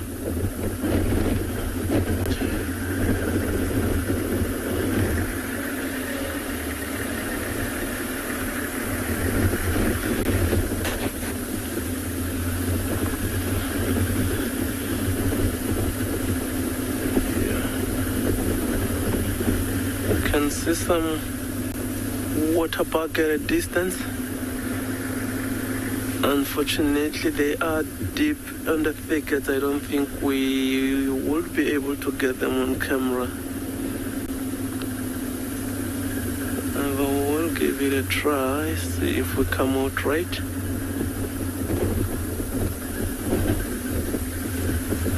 Also retreating away from this water hole here, that I think they might have come for the water and then they're just moving away now, getting into those thickets. Because of course now it is windy.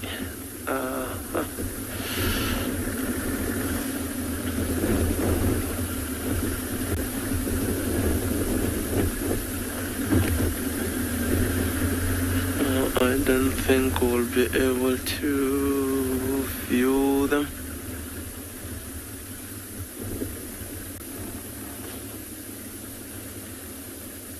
What do you think I'm put from here? Tswalu Professor and for the there. And we're just trying one of them there, you can see.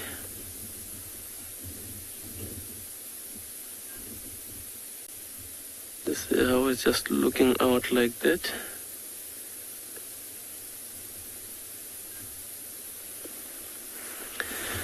So that's one of them. It's quite a few animals that I saw earlier. But of course we don't have enough space to be able to put them on camera. There's the second older one. So that's a youngster that we've been seeing. Also that white on their bum sort of stands out, as you can see there. But it looks like they're pretty interested in one side of that where they are.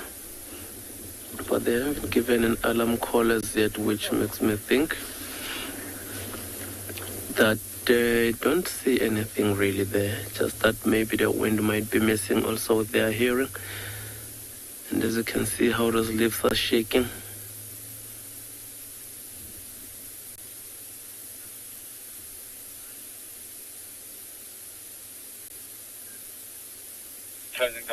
Can you please repeat that question for me?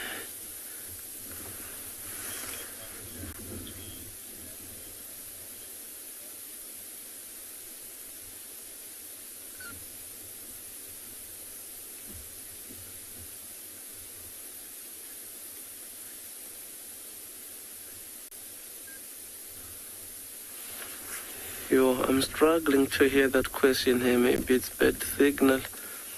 I do hear about water buck and lions, but I can't really get the question.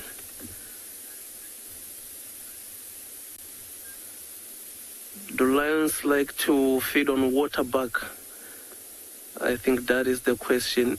Yeah, like with lions, we always mention that they are opportunistic. And of course, there is a saying that these water bucks have got like a musky odor, but they are also prone to lion predation. So lions do feed on water buck occasionally. It's something you don't get to see in like each and every kilo, most of the kills being water bucks. However, we have seen lions that were feeding on water bucks. And remember the 3 that we saw yesterday. If you have joined us for the sunset safari yesterday, we had 3 nomads. Those are the ones that we have found like a couple of months ago that have killed a water buck close to one of our water holes in the eastern side of this property. So of course lions wouldn't really say musky odor and all that. What they want to do is mostly they don't really kill these animals because they are tasty, if I can put it like that. So it's more for survival. And as you can see, that one female there is looking in that particular direction that we mentioned, but as you can see the other ones as well just feeding, going about their day. Not too bothered at all. And you see how she has sort of cupped his ears, or her ears rather, to that one direction. So I did mention that of course their sense of hearing will be a bit compromised, especially when it is this windy, because even these bushes around them do make some noise, so they'll have to even be extra alert. Oh, there it's moving away.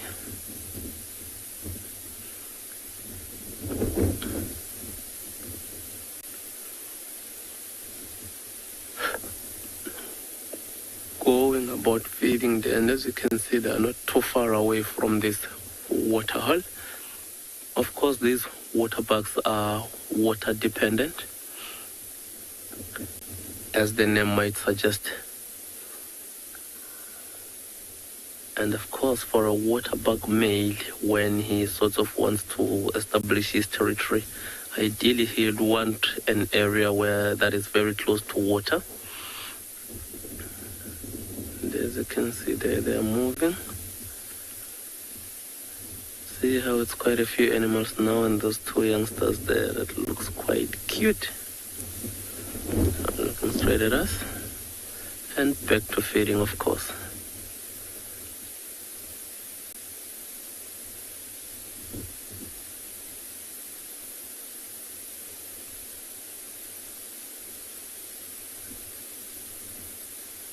And that one is not the last of them. As you can see to the right also there is that bull.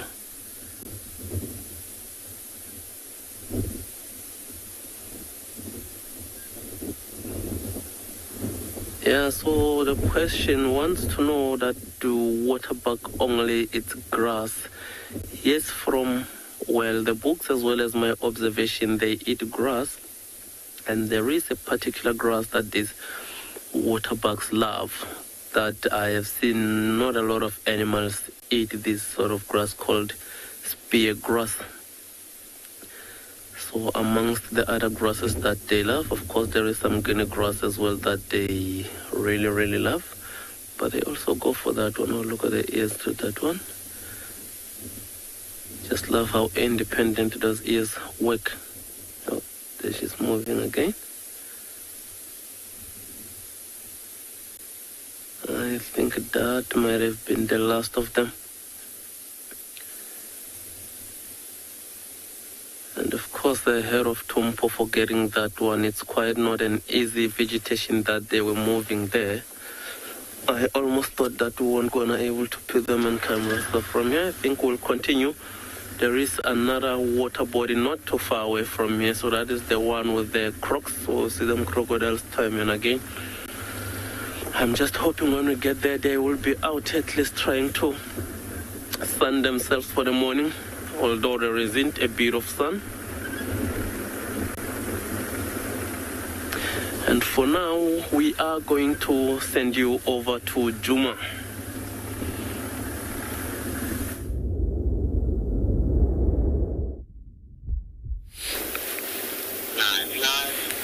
Happy bumbling Marcus. So we just switched off again to listen some more, and a giraffe walked out, which is pretty cool.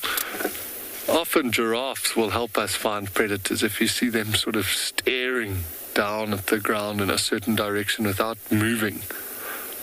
It can often indicate. But you're going to quickly head over to Lauren. She's got a leopard.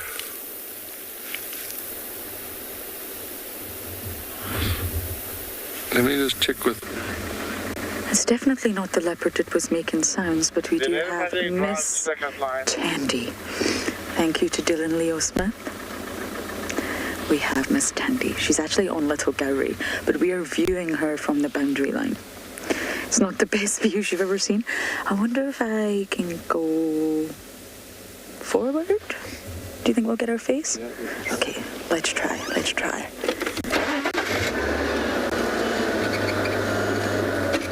Happy with that? Let's see.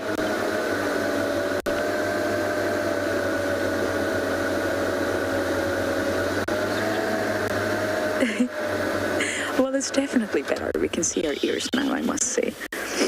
And she was hunting impala earlier, but she was clearly not successful. And I am hoping that she comes on to Djuma. Okay.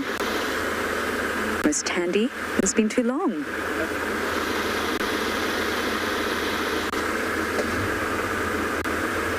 So wonderful to see spots. Have you met Tandy before, Darren? You have. Okay. So you're not starstruck right now. Okay, that's fine. Okay, we'll forgive you, Dylan. He's going to bomb our shot, but that's fine. We'll forgive him.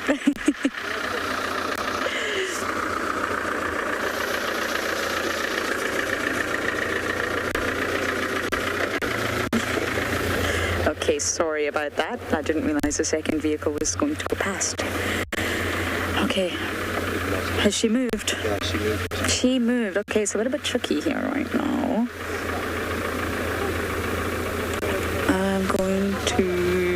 What am I going to do? I'm going to do a U-turn. Are you ready, Darren? Yeah.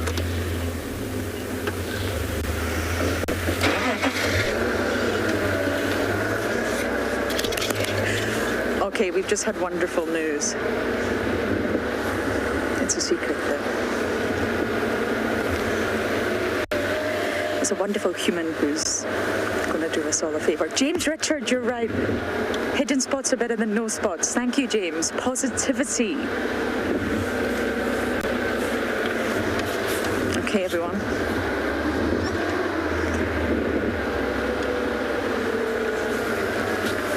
Hopefully we're going to get some better views of Miss Tandy. Elton, I may need to figure out this and do some navigating around.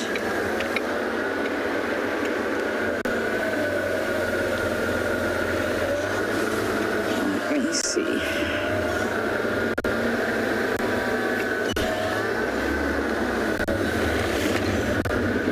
Okay, we are going to try and maneuver this scenario for now, and hopefully we'll have more views of Miss Tandy. But for now, over to Johnsy with his cousin.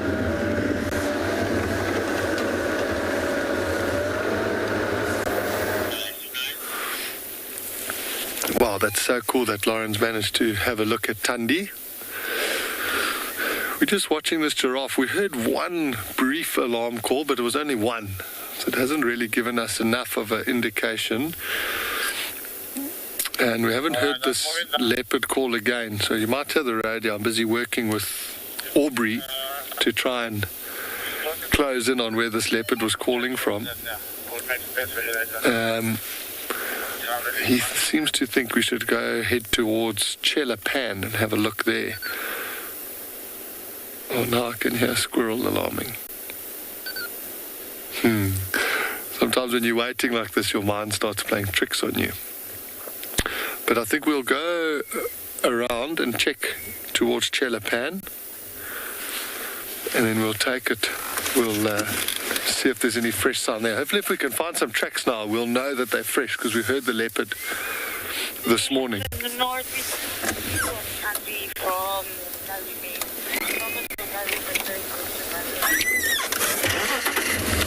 Okay. We'll leave this giraffe here. He wasn't helping us. She's static right now, just east of Milwaukee.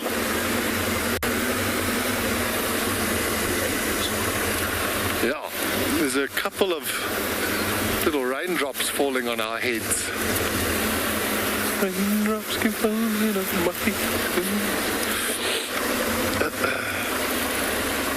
So it also can be sometimes frustrating when you hear leopards calling. They don't sort of go on and on and on.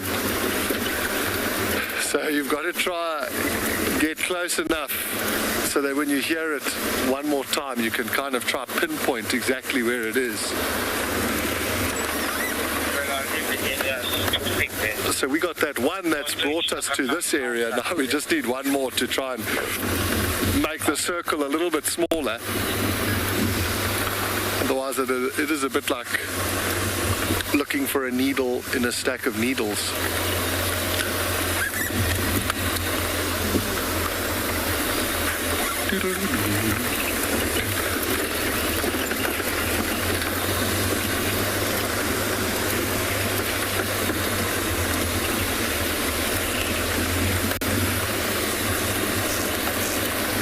I wonder who it is vocalizing in this area. If Tandy has been found further south from here. If it's one of the males. Maybe one of the ones I haven't seen yet, which would be pretty exciting.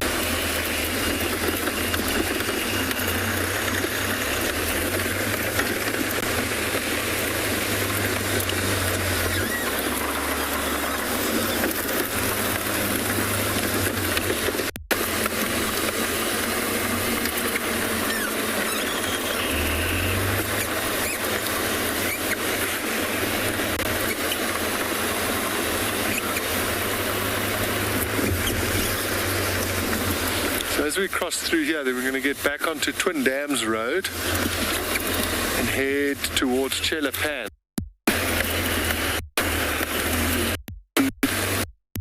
Was still in this area. She said she did see tracks on Twin Dams Road, so that's definitely what I want to find.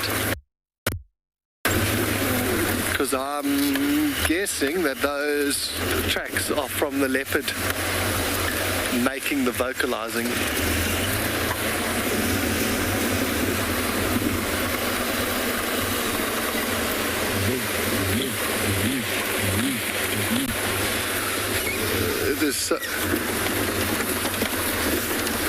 So while we keep looking here, we're going to head over to Marcus and see what he's up to.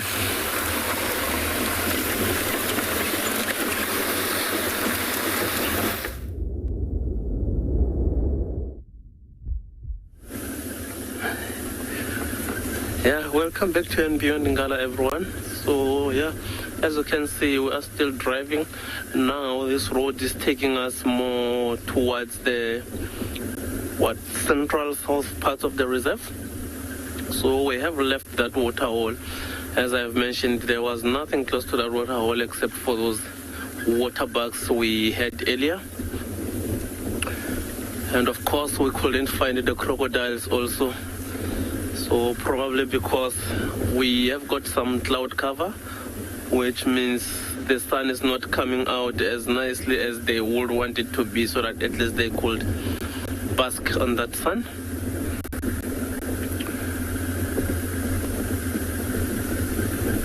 So now we are far west of our property, and we couldn't really see any fresh tracks of any animal.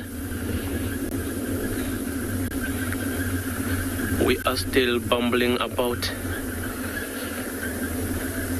and I do see some Impala Zebra Association to our right here. Also not as beautiful a spot where they are in, but we will try and focus them.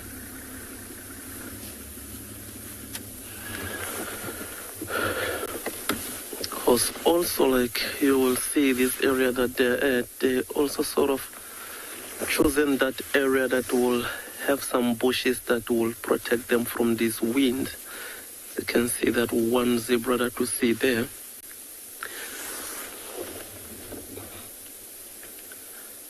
They're looking rather inquisitive. You see it looking straight at us and looking away.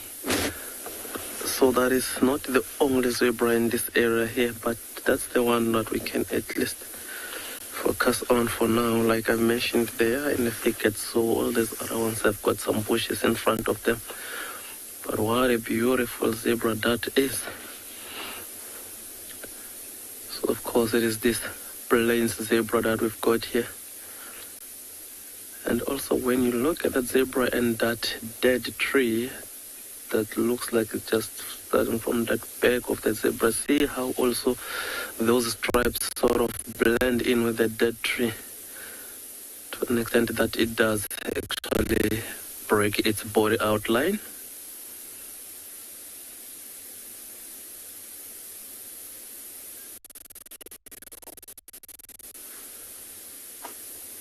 Sorry, I didn't get the question. Sorry, it for me, Bongi.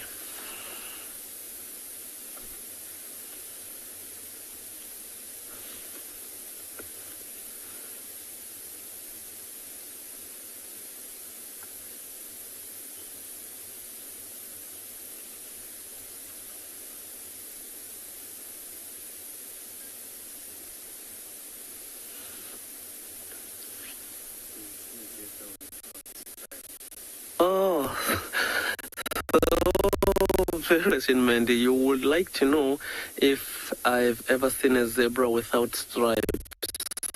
So the answer to that will be all the zebras that we get here have stripes like that. As you can see, they are not identical stripes. So of course, I'm sure you might know this by now. Each and every zebra will have its own unique stripes.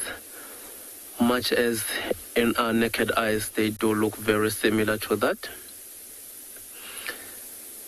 Beautiful zebra, that one. But yeah, I think we're gonna leave him to his day and continue with ours.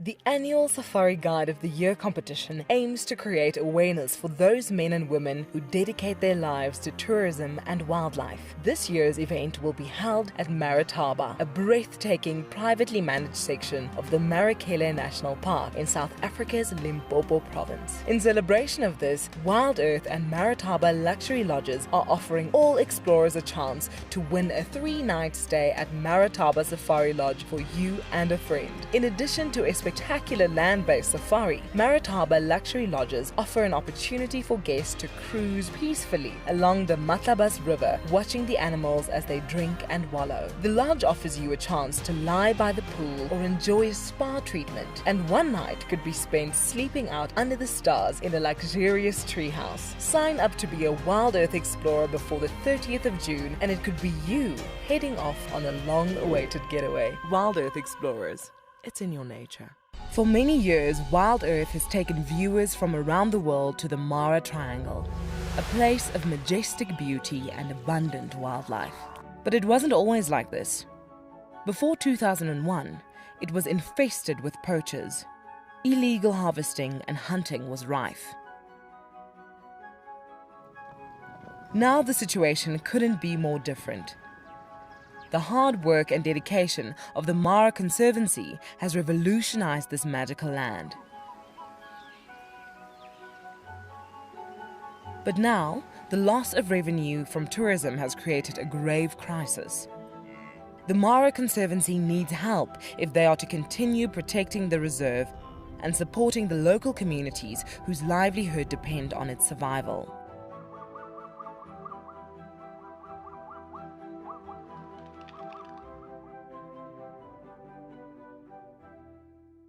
It's a huge privilege to be in these incredible places with these amazing animals.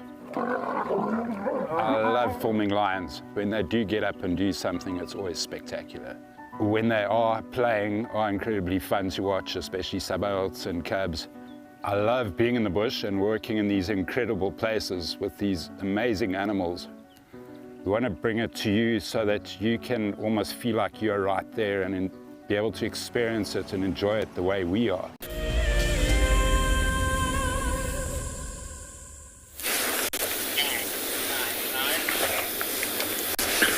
Okay, everyone, we've made our way to Chelapan. We're just sitting listening again, see if we can hear any more clue as to where that leopard has moved. So listening for alarm calls or listening to the leopard calling itself. But we also found tracks of what we're presuming is the Djuma Pride, where they came in last night. Seems like they would have walked up towards Gari Dam to where they had that sort of interaction with the hyena. I wonder if it was the Telematis that responded and came a little bit further south, just to listen to what all that commotion was, because they weren't far from the dam this morning, the Telematis, north and east of the dam.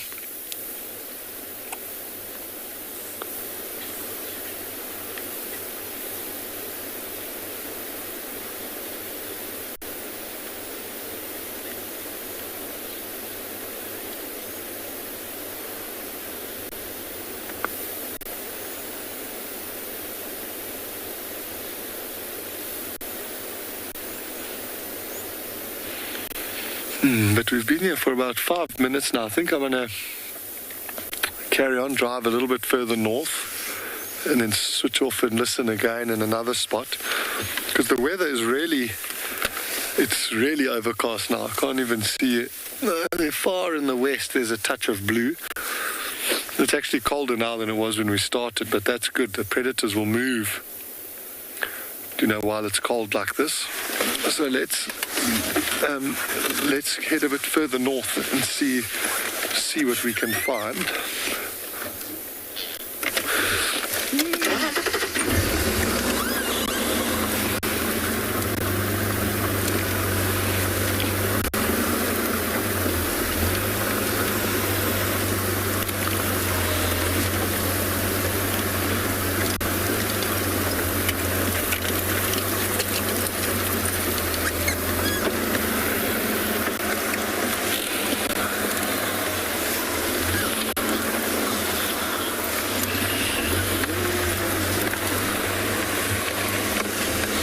go find another spot to sit and listen, you're going to head over to JP at Pridelands.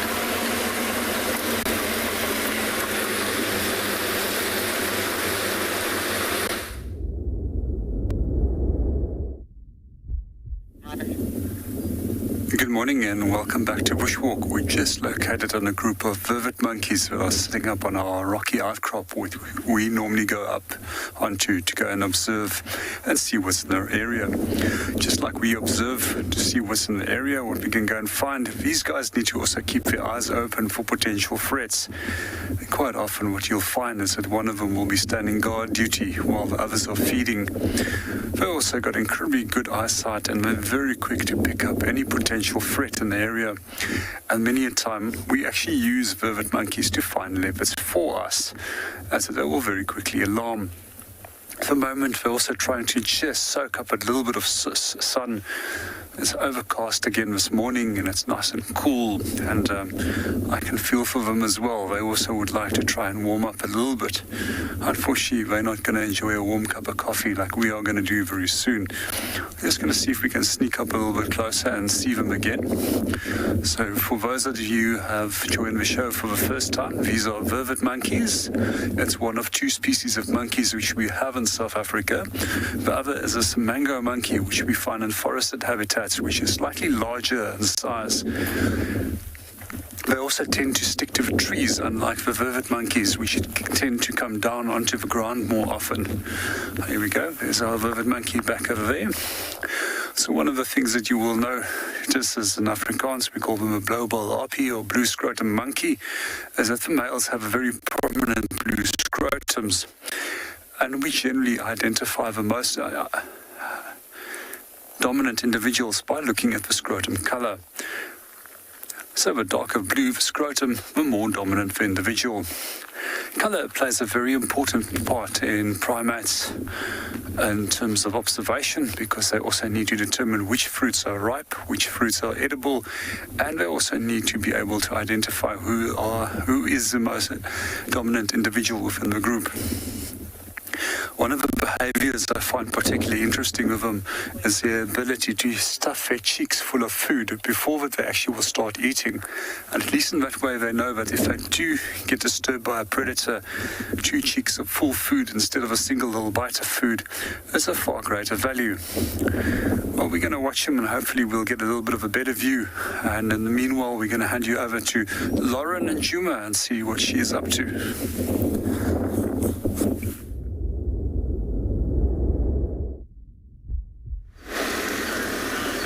Tandy killed a tiger right in front of us. Polly has been so kind to let us just dip our toes into little Gary. She's got a tiger and she is so mobile, it's unbelievable. She's got the tiger in her mouth. We just had visuals, but unfortunately wasn't quick enough. I'm hoping she hoists. If she hoists, we're going to have her. Let's just give it a minute or two. It's been an extremely hairy journey. She killed a tiger, we heard it. Okay, let's see if we can get any sort of views. If she's still mobile, she's going into the drainage line of the Mulwati. But I wonder... She's actually going into the Mulwati. Come on, girl. Hoist. Hoist, hoist, hoist.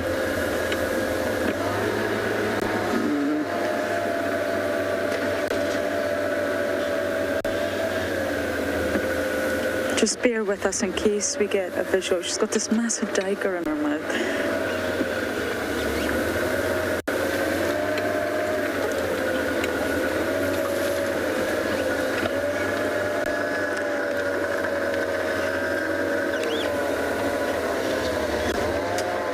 Has she gone down? Should I go around?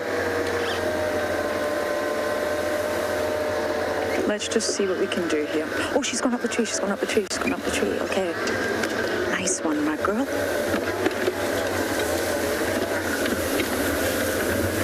You should get a view from here. Get it? Ah, finally. My goodness, that was not easy. Dandy! Look at that tiger, everyone. Oh, she's gone up. She's gone up. Oh, nice one, Darren.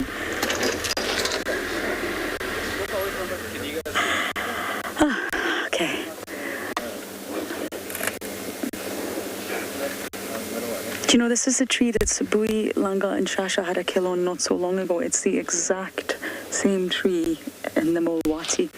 She's right above the Let's try that one again, shall we? The Mulwati. Sorry, it's been a really exciting morning.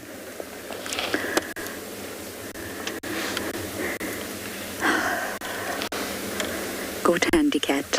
Move a little bit back, I'll have a face. Back or forward? A little bit back. My cameraman's asking to go back, but there's another vehicle, so I think we might stick with the headless view of Tandy for now. Well done, girl.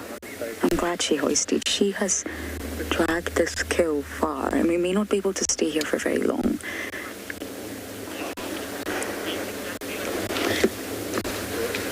PK, you're seeing an amazing huntress for sure. Oh, yes. There's no one quite like Tandy, I tell you. Look at her. Hey, girl.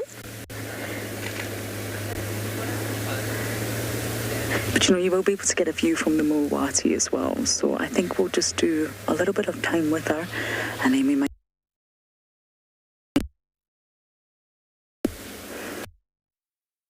This is what does exhausting. She hunted, she took down the diker, and then she dragged him. And dragged him. Dragged him. Is it male or female yet?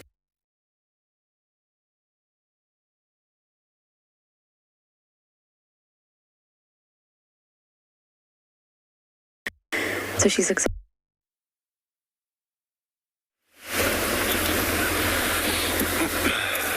So we are approaching Gari Dam now. So we sort of done a full loop around this drainage system that runs on my right here. And I haven't seen any leopard tracks yet. This leopard sent us on a bit of a goose chase. But you know, we're heading back towards where the dam cam is. Because that was what first alerted us to the fact that there was actually a leopard calling.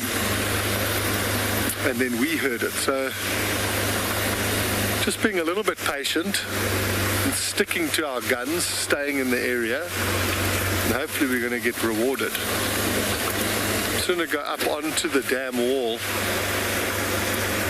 and switch off again and listen from there, but also take in some of the sounds and sights that the dam will have to offer.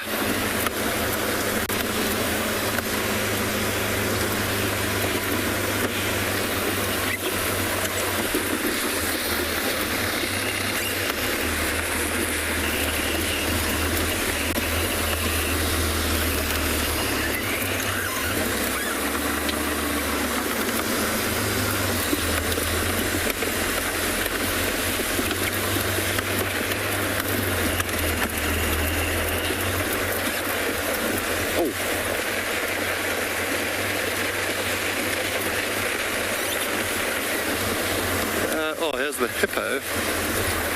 Just going to position us on the dam wall here.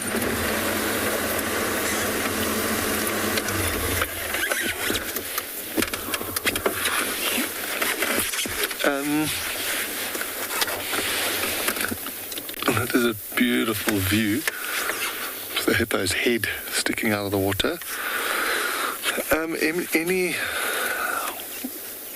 leopard stories?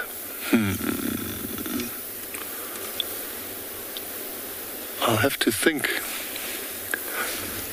There's a few leopard stories in the bank.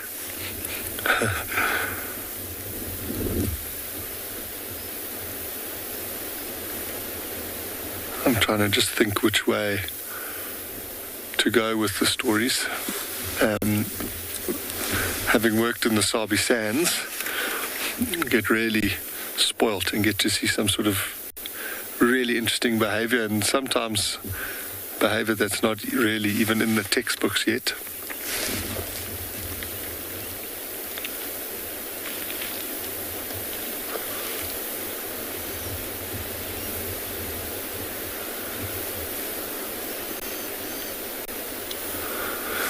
Sorry, I just went quiet there. I thought I heard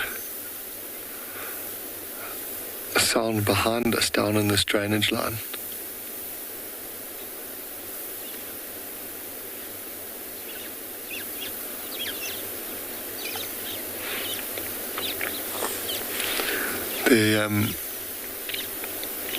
There used to be a leopard that lived around Kirkman's Camp, the southern part of the Sabi Sands, the Chelahunga male, a beautiful big heron flying across the water there.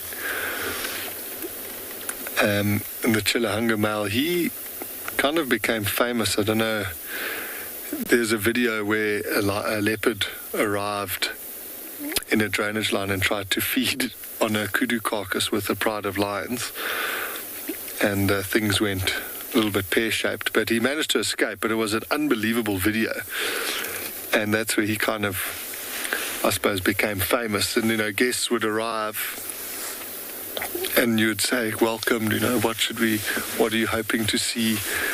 And people would say, no, that we would like to see Mr. T, that particular leopard. And I saw him much later in his life, but he started looking very decrepit. His one ear had basically fallen off. His one eye was blue. But he was quite a character. He'd be close to the camp, and he was super, super relaxed with vehicles. Sometimes you'd see like the food delivery truck parked on the road with Mr. T just sleeping right in front of it, and he wouldn't move out of the way for the food truck. We even had him, we were parked on a game trail, to try get a view of him walking straight towards us. And he just crawled underneath the car and carried on. He wouldn't even change his track. He wouldn't be bothered to walk around the car, he'd just go under it. And there was a guide there called Delson, and it was so funny. We had both been tracking Mr. T this morning, and kind of all process of elimination, listening to sounds, finding tracks on one road, and then eventually it was alarm calls, and we both ended up on a road driving towards each other. And I spotted Mr. T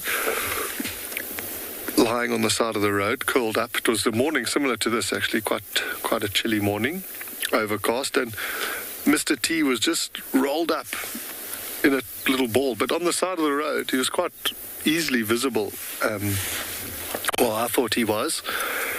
And Dawson's, he stopped like 40 meters away, and I thought he had seen the leopard, so I didn't say anything, and I carried on talking to my guest. And the next thing I look up, and Dawson is wandering down the road like a sort of warehouse manager with his hands folded behind his back, just staring at the ground. And I said, Dawson, what are you doing? He said, no, I'm looking for the tracks of the leopard we're looking for.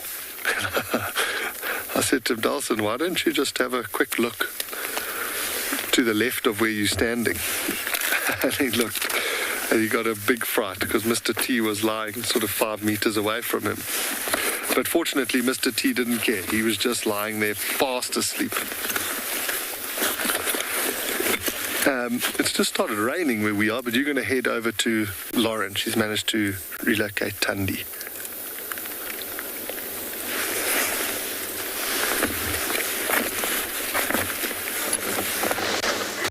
Now, we're not in the best signal areas, so bear with us, everyone. We're just going to stick with that view without getting too creative. Jaren's not being lazy, I promise.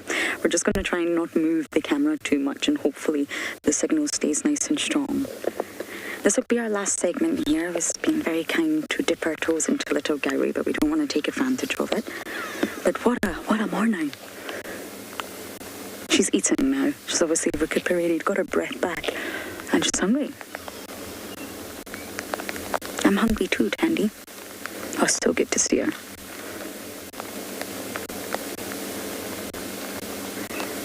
The diker wasn't too happy to see her, but we are. She's up in this jackleberry, the perfect tree. Oh.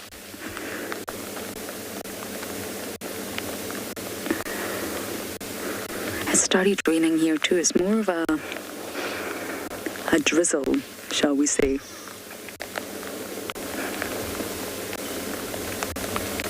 it doesn't get any heavier.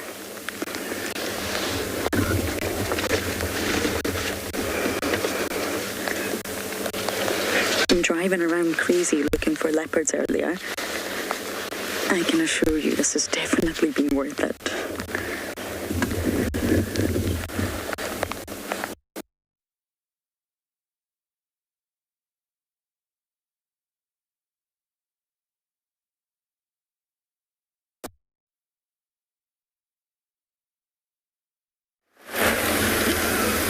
So I'm just busy reversing off of the wall.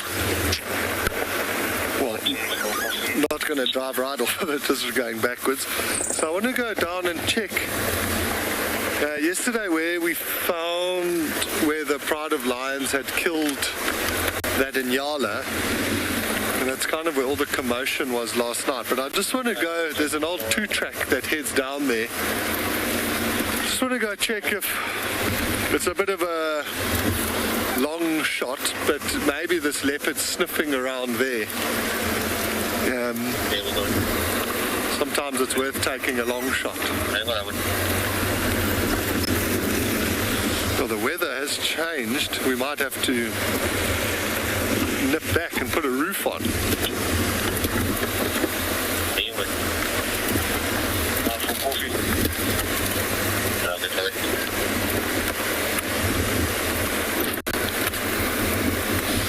So I'm just going to talk on the radio briefly.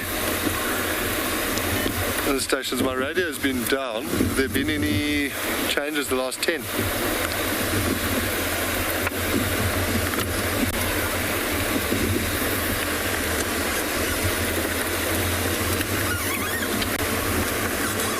Did I go past that little access road? I think so. So I just drove past the 2-track that goes into where we need to go. Is it this one? Odie and I are questioning ourselves. It was looked very different last night.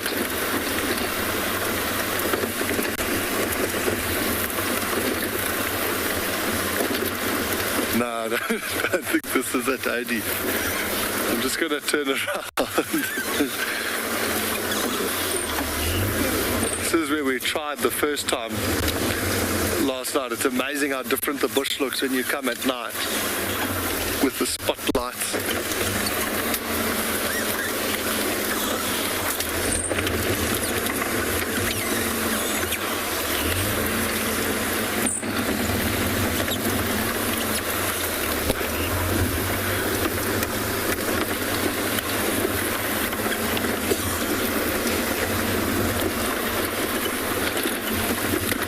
So yeah, just going back to that, oh, sorry.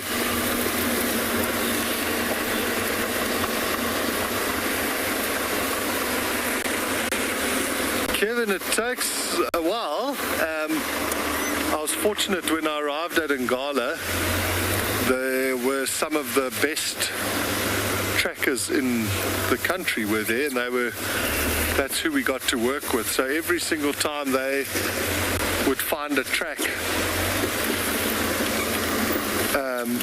we would hop off and walk with them and track with them, and they would teach us. So that was a huge privilege. But while you do let's call it your initial training that I did at Phinda, was an 8-week selection course. So you start doing a little, very basic tracking there. And then when you arrive, I got sent to Ngala, and that's where I did my, what they call phase 2 training. And that's where you start doing a bit more in depth. You start learning about the trees and plants and birds and mammals in that area. And that's where you start doing sort of the main, it sounds bad, but you start with the big 5. Lion, elephant, rhino, buffalo, and leopard. So you start with them, being able to identify their tracks. And then you go to tracking the antelope tracks. And then as you spend more and more time, you sort of get to some of the smaller things, mongoose, squirrels. But if you're doing it consistently, a good few months, you would be able to identify a whole host of different tracks. I just want to come up here and see if we can get a view down into the drainage line. That's where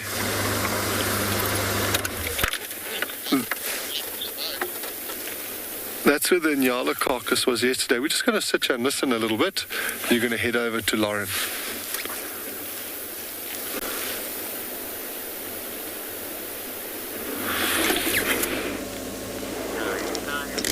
We had to leave the sighting, I'm afraid, everyone. I don't want to take advantage of great kindness that was shown to us this morning.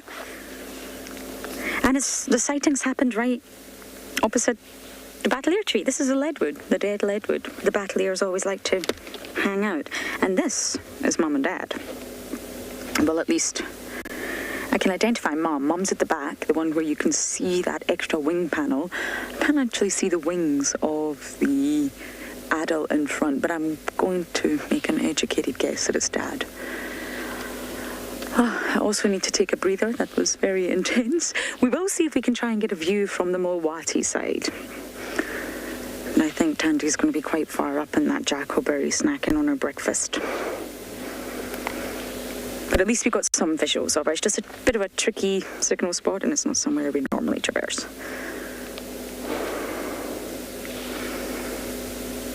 Hello, Mum and Dad. Well done on making such a fantastic little baby.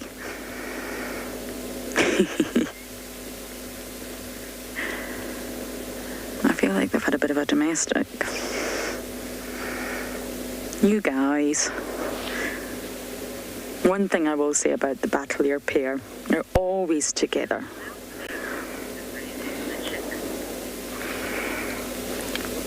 I didn't catch that name, but yes, the male does play a role. It's a high level of parental care from both male and female.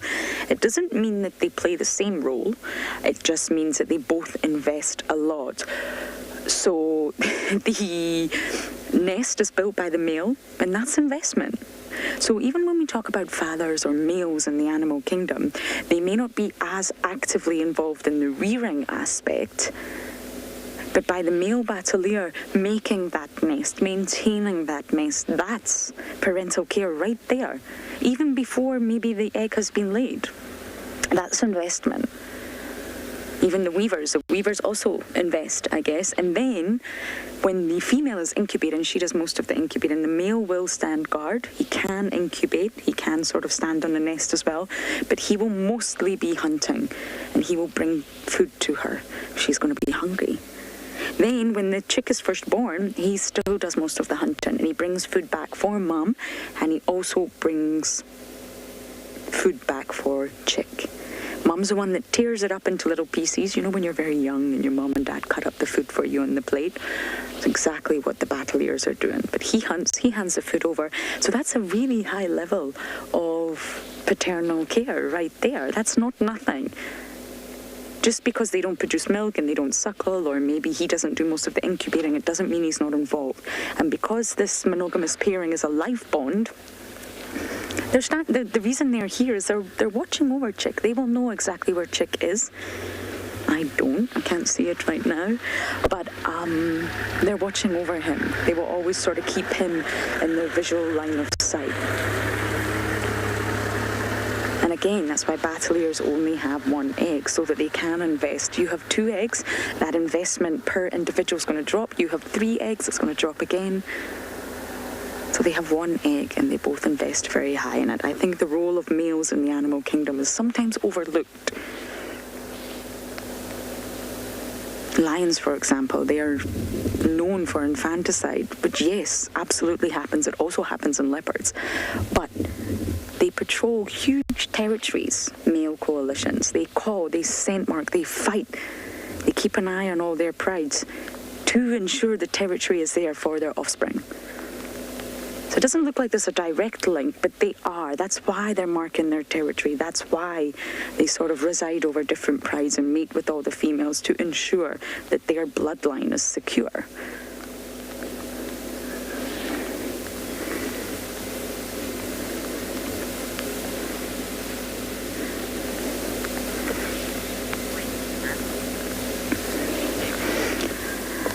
What a fantastic morning. I think I need to open my jar of peanut butter now, get some energy. But we're going to go down into the Mwati and see if you can get any last views of Tandy.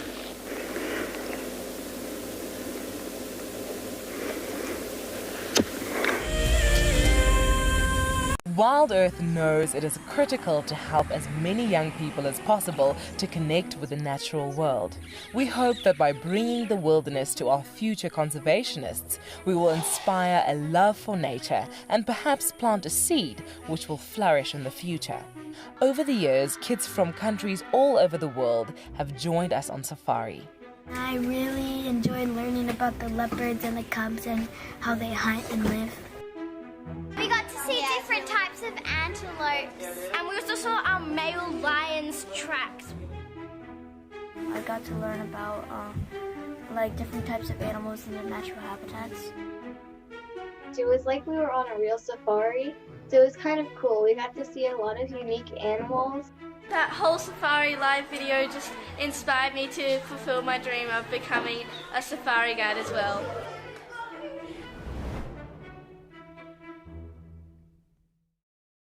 Founded in 1973, the Endangered Wildlife Trust has consistently and effectively worked towards achieving our conservation legacy.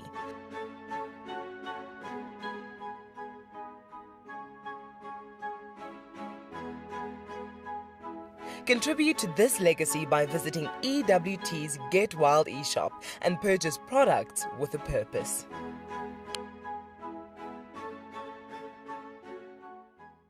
My name is Steve, and one of my favorite things at WildEarth is getting questions from you. The type of questions that I really like are those ones that really help us to unpack and understand and really integrate the ecological knowledge and fully appreciate the importance that animals such as these Cape buffalo bring to the ecosystem. If you want to ask a question on WildEarth, you're going to have to register on the website. But once registered, just head on over to the live safari page and enter your question under the live feed.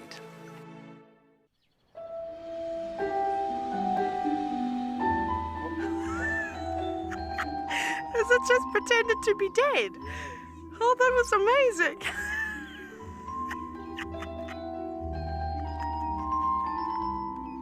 I can't. How do I?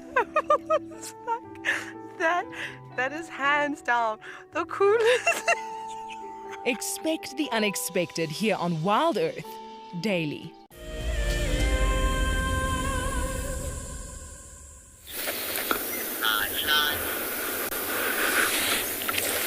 So we came in to check the drainage line. No leopard. But a bird with a branch. A batelier is carrying a branch there. That is interesting. Ah, she-gull.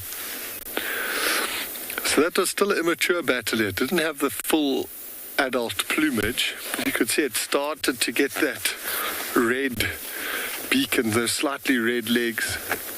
Just a brief view. Sorry it flew away.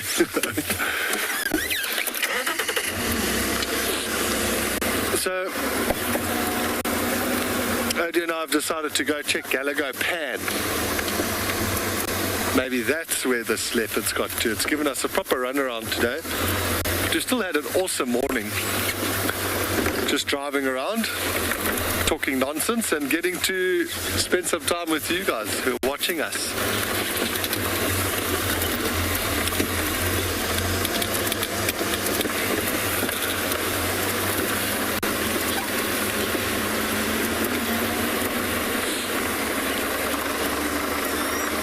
So you're going to head over to Marcus. He's got some antelopes.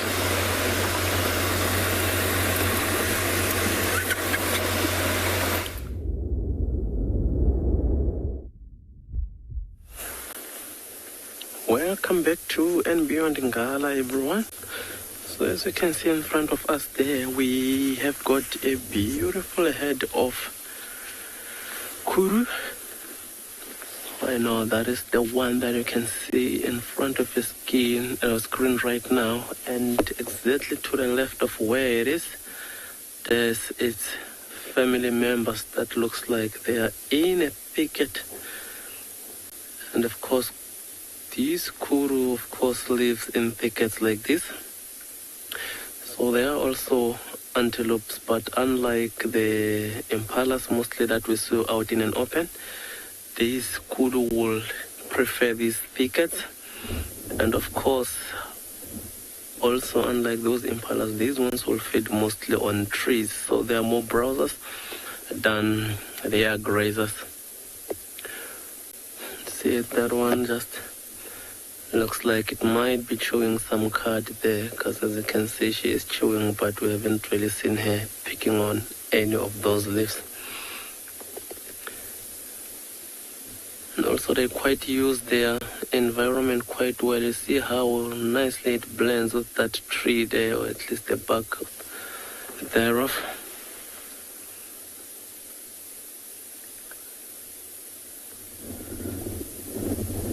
And that bush there is an indicator of how fast these winds are traveling. Look at that one looking away from us.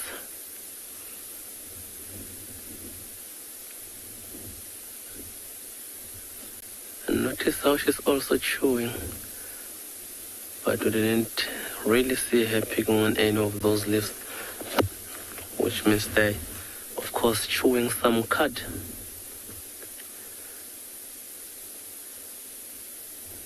There's the other one moving in.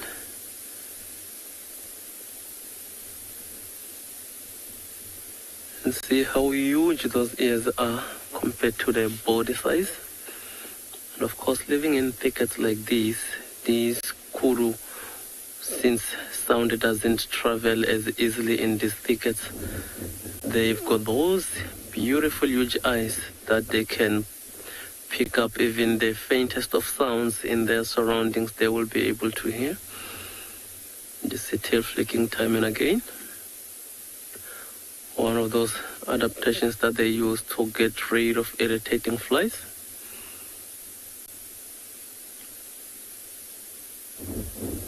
What a beauty, hey?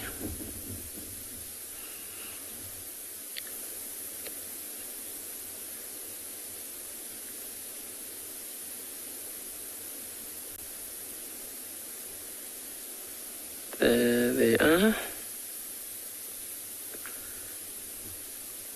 See how closely that one grooming itself.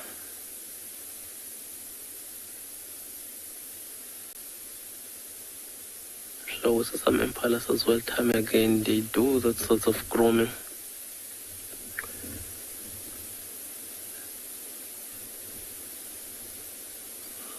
Just feeding there, but slowly moving away from those bushes. Chances are they might be moving further into that thicket.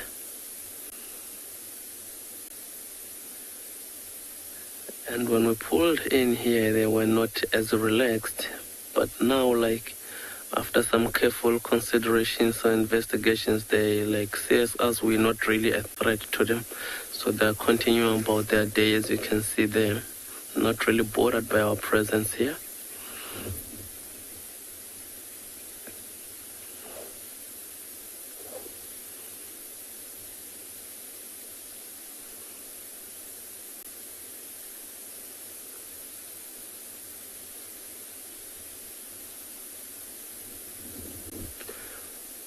And from what I've observed, looks like they're all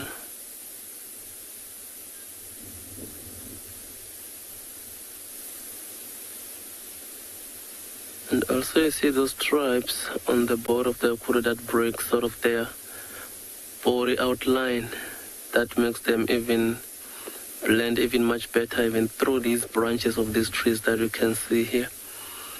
So that's exactly would be the purpose of those stripes or the lines that runs to their bodies like that.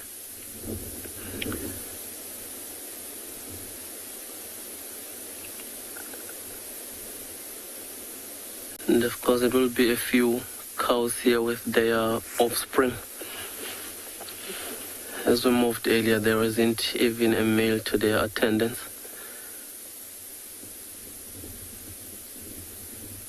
There you go.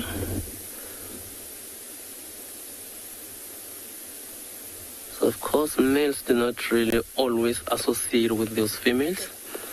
It's only when maybe they will want to come in here, see if there is maybe a cow on heat or a receptive cow. That's when you'll see males mostly associating with these females.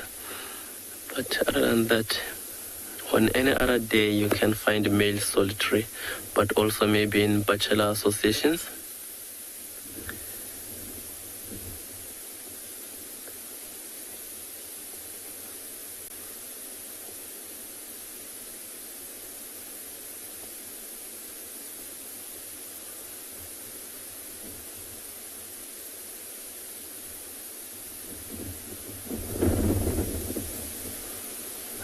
Looks like the chewing of the card is continuing there, as you can see.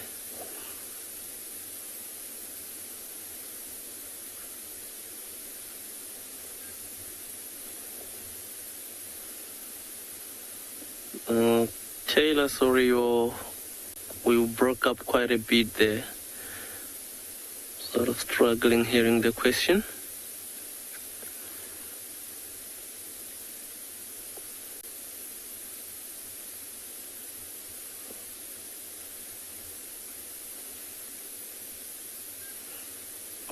So Taylor would like to know the gestation of a kuru. So Taylor, it's around 9 months, more or less.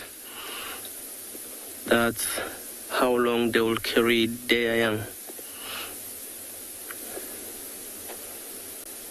And of course they will give birth to one calf. After that gestation,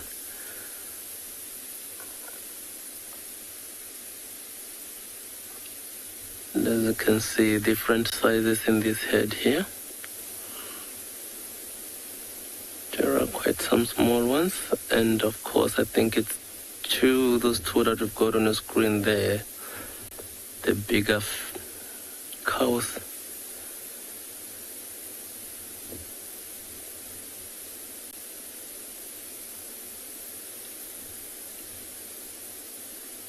You see also that white on their muzzle sort of stands out. That can be one of the things that might be a giveaway when you are driving, like since they blend in quite well like that with these surroundings or with their preferred habitat with these thickets. And one thing that you might be able to pick up is that white, especially on their mouth, as well as their line sort of runs between their eyes, or from one eye to the other.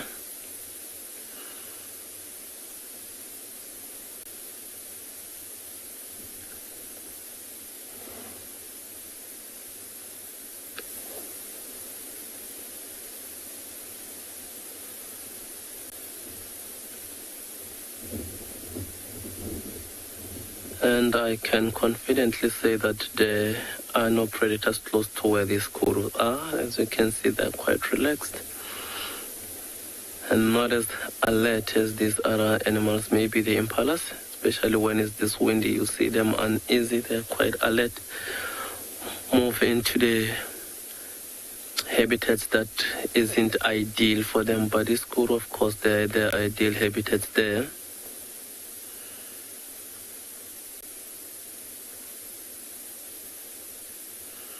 So, very good question, Shante. You would like to know whether or not kudu are browsers or grazers.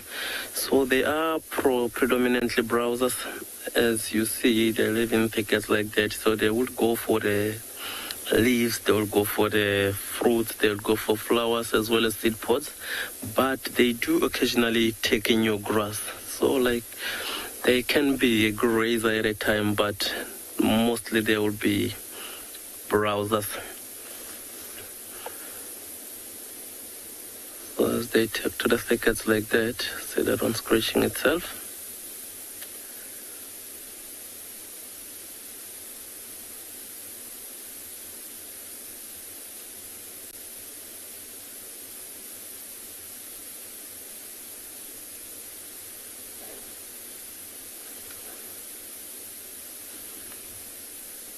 Then sometimes you'll see it like go down below. It looks like they might be looking for some new growth. Also some seed pods, that's how sometimes they will get them. Facing our way now.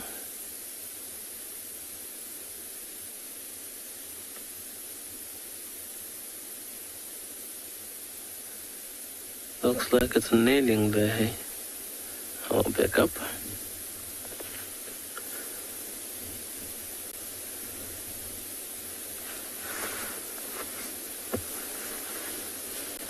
Of course, we've got some light drizzles now. So it's getting even more cooler.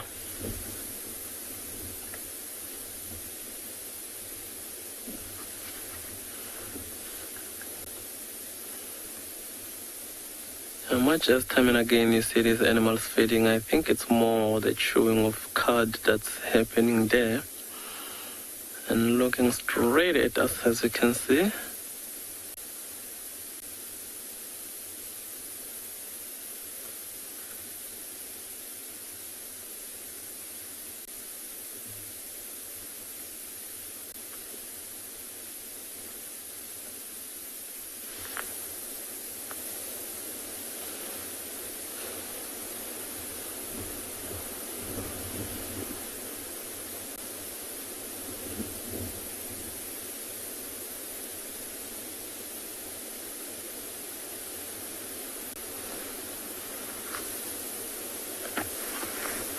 Well, I think for now, it will be quite wise if we leave this area, because we are still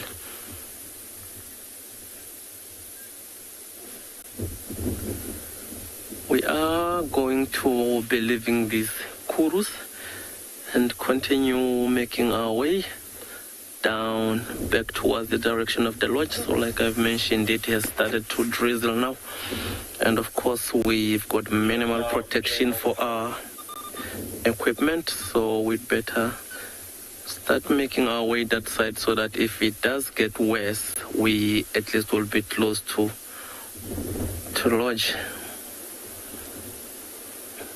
Beautiful sighting indeed, but for now I think, yeah, let's leave these animals and start making our way.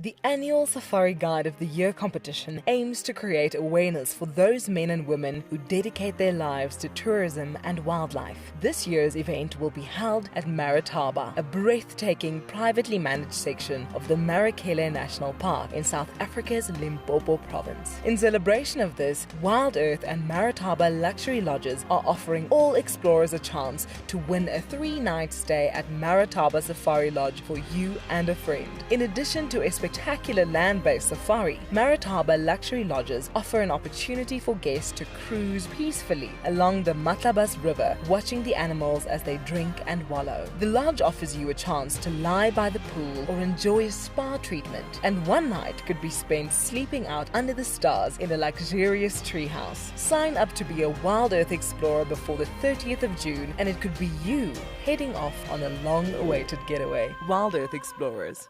It's in your nature.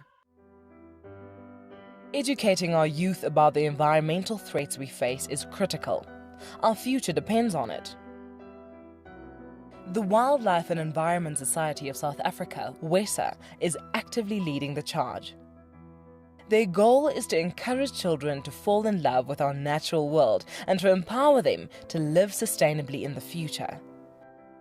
Through their school programs, the children learn to report on environmental issues through videos, articles, and photos. The YRE program has changed my life in so many beneficial ways. Being out there at the workshops, I was entitled to talk with others, socialize, as well as my writing skills and leadership skills have improved, so it has been great. WESA is a membership-based organization. By joining WESA, you will be helping to provide valuable support for these youth education initiatives. Hi everyone, my name's Daniel Fisher and I'm going to be your guide this afternoon. I'm looking really forward to taking you through and showing you all the beautiful places here at andBeyond Ngala. If you have any questions, please register on our website. Once registered, go to the live page feed and post your questions underneath the live feed. Join me on my next safari through andBeyond Ngala on WildEarth. Send me live questions through the WildEarth website and I'll answer them live from the African bush.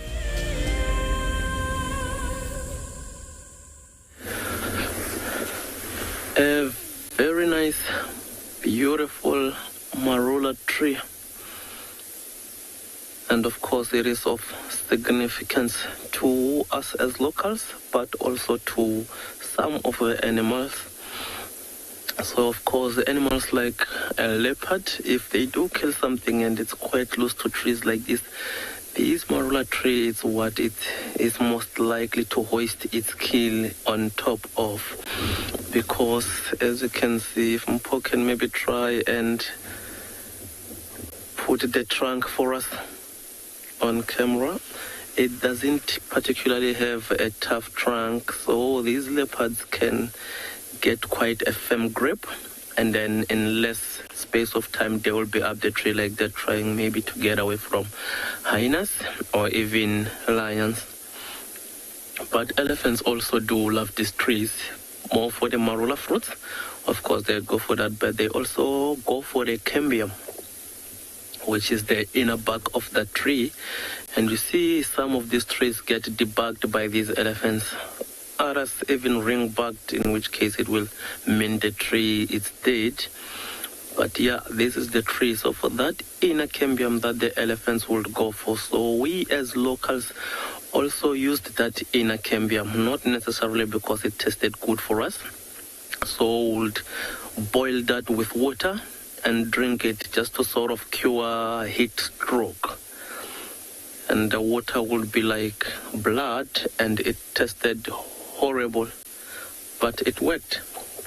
So it is of course of significance. And also in the local villages, this tree is the one that is very well protected, more especially for those marula fruit, because we do make some traditional beer out of the fruit, much as we make this delicious, tasty amarula liqueur that some of our viewers might know.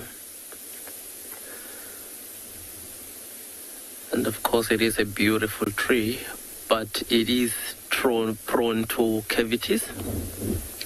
I can see a lot of cavities with this particular one. Also, research has sort of shown that this tree is the tree that mosquitoes will successfully breed in because of all those cavities. So that sort of detail is the one that leaks to the communities or the locals, because they will have a lot of these trees back home for the fruits, and then they will do the marula beer.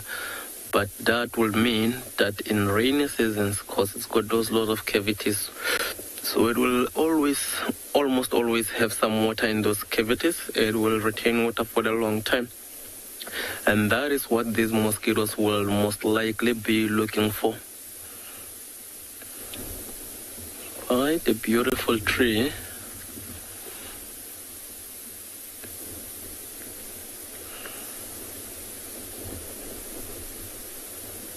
And also you can sort of tell how strong this wind is. Just look at those leaves.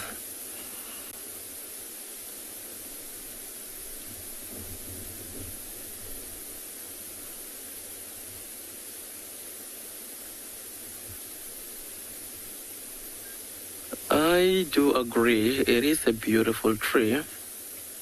Also, yeah, a beautiful bark while at it. It is quite a beautiful tree indeed.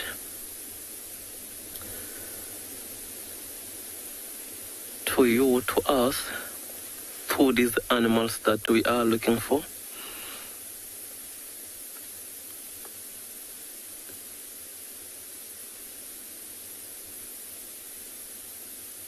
This is quite a nice tree. But yeah, like many other beautiful, nice things that we do get out here in the bush, I think we are still going to leave this beautiful tree alone here and continue making our way towards at least the direction of the lodge. So like I did mention, a bit of drizzle, and from here you never really know whether or not it will get better or worse. Beautiful tree indeed.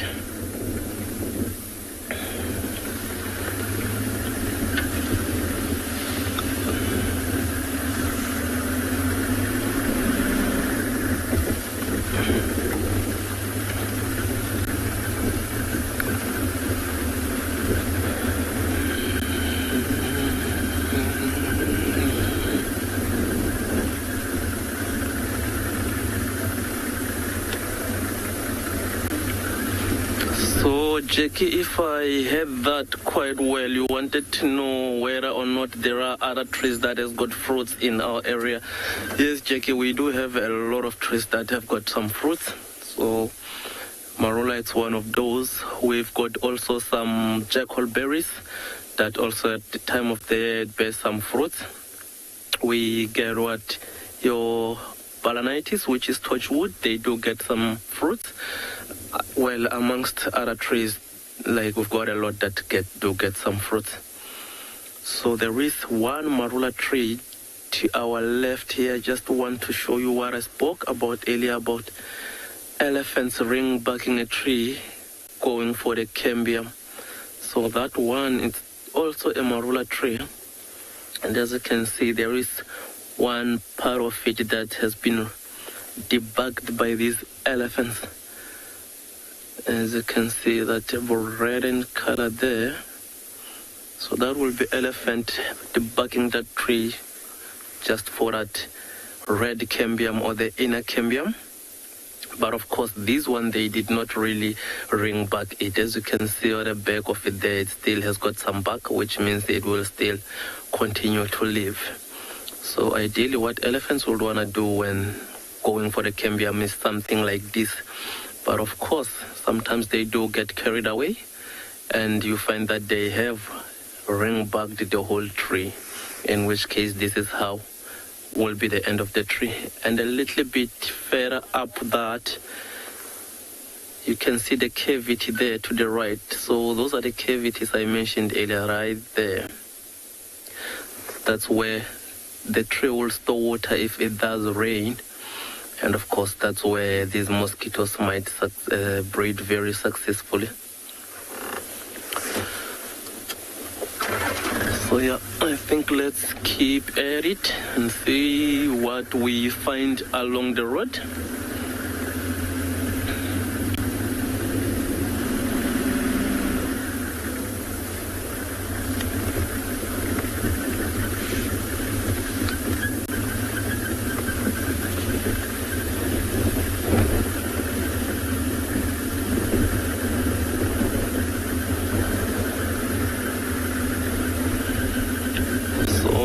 See, we are coming out of an open area, going more into a denser one. And this is where we see these animals now that it has started, the wind has picked up, and then also we've got some light drizzles. So these more denser areas is where animals will sort of retreat into now.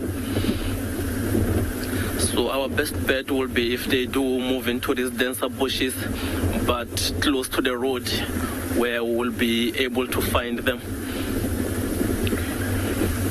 But most of the time, as you can see, also these animals don't really like disturbance as much as they are used to us viewing them. If anything, also they do like their peace and quiet, and hence when they retreat into these thicker bushes,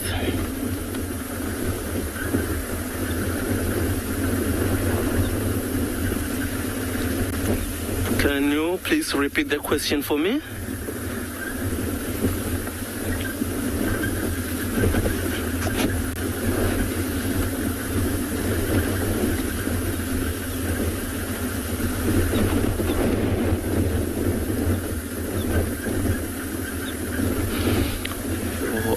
I am really struggling to get this question, but from what I heard, I'm not sure whether the viewer wants to know whether we've got some big snakes in this area.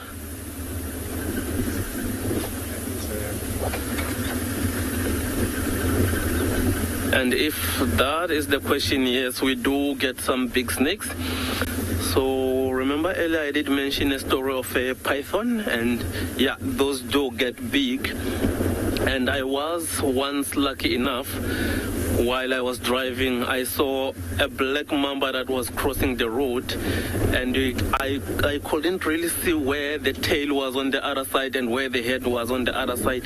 So of course some of these snakes do get that big. But seeing snakes, like it's just being at the right place at the right time. That's when you might be lucky to come across them, because of course snakes are sort of shy, if I can call it that. And also, this time of the year, since snakes are reptiles, it is very cold for them, so you find that they are in hibernation. However, there are still those few that you will be able to see, like your puff adder. We do occasionally still see them even this time of the year.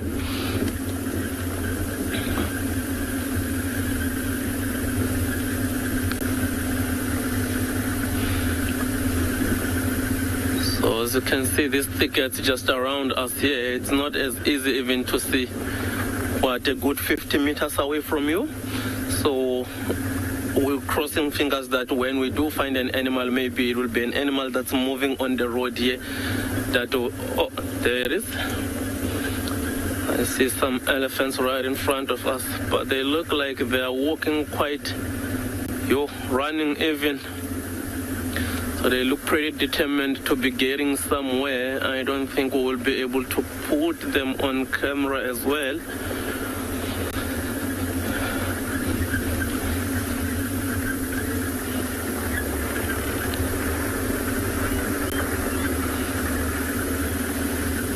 There we've got some elephants to our right here, but like I mentioned, maybe we might be able to view them. And while we still focus for those, I would like to take this opportunity and thank our viewers who tuned in for this sunrise safari, and also like to invite you to join us again this afternoon from 2:30 up until 6:30. And until then, we would like to say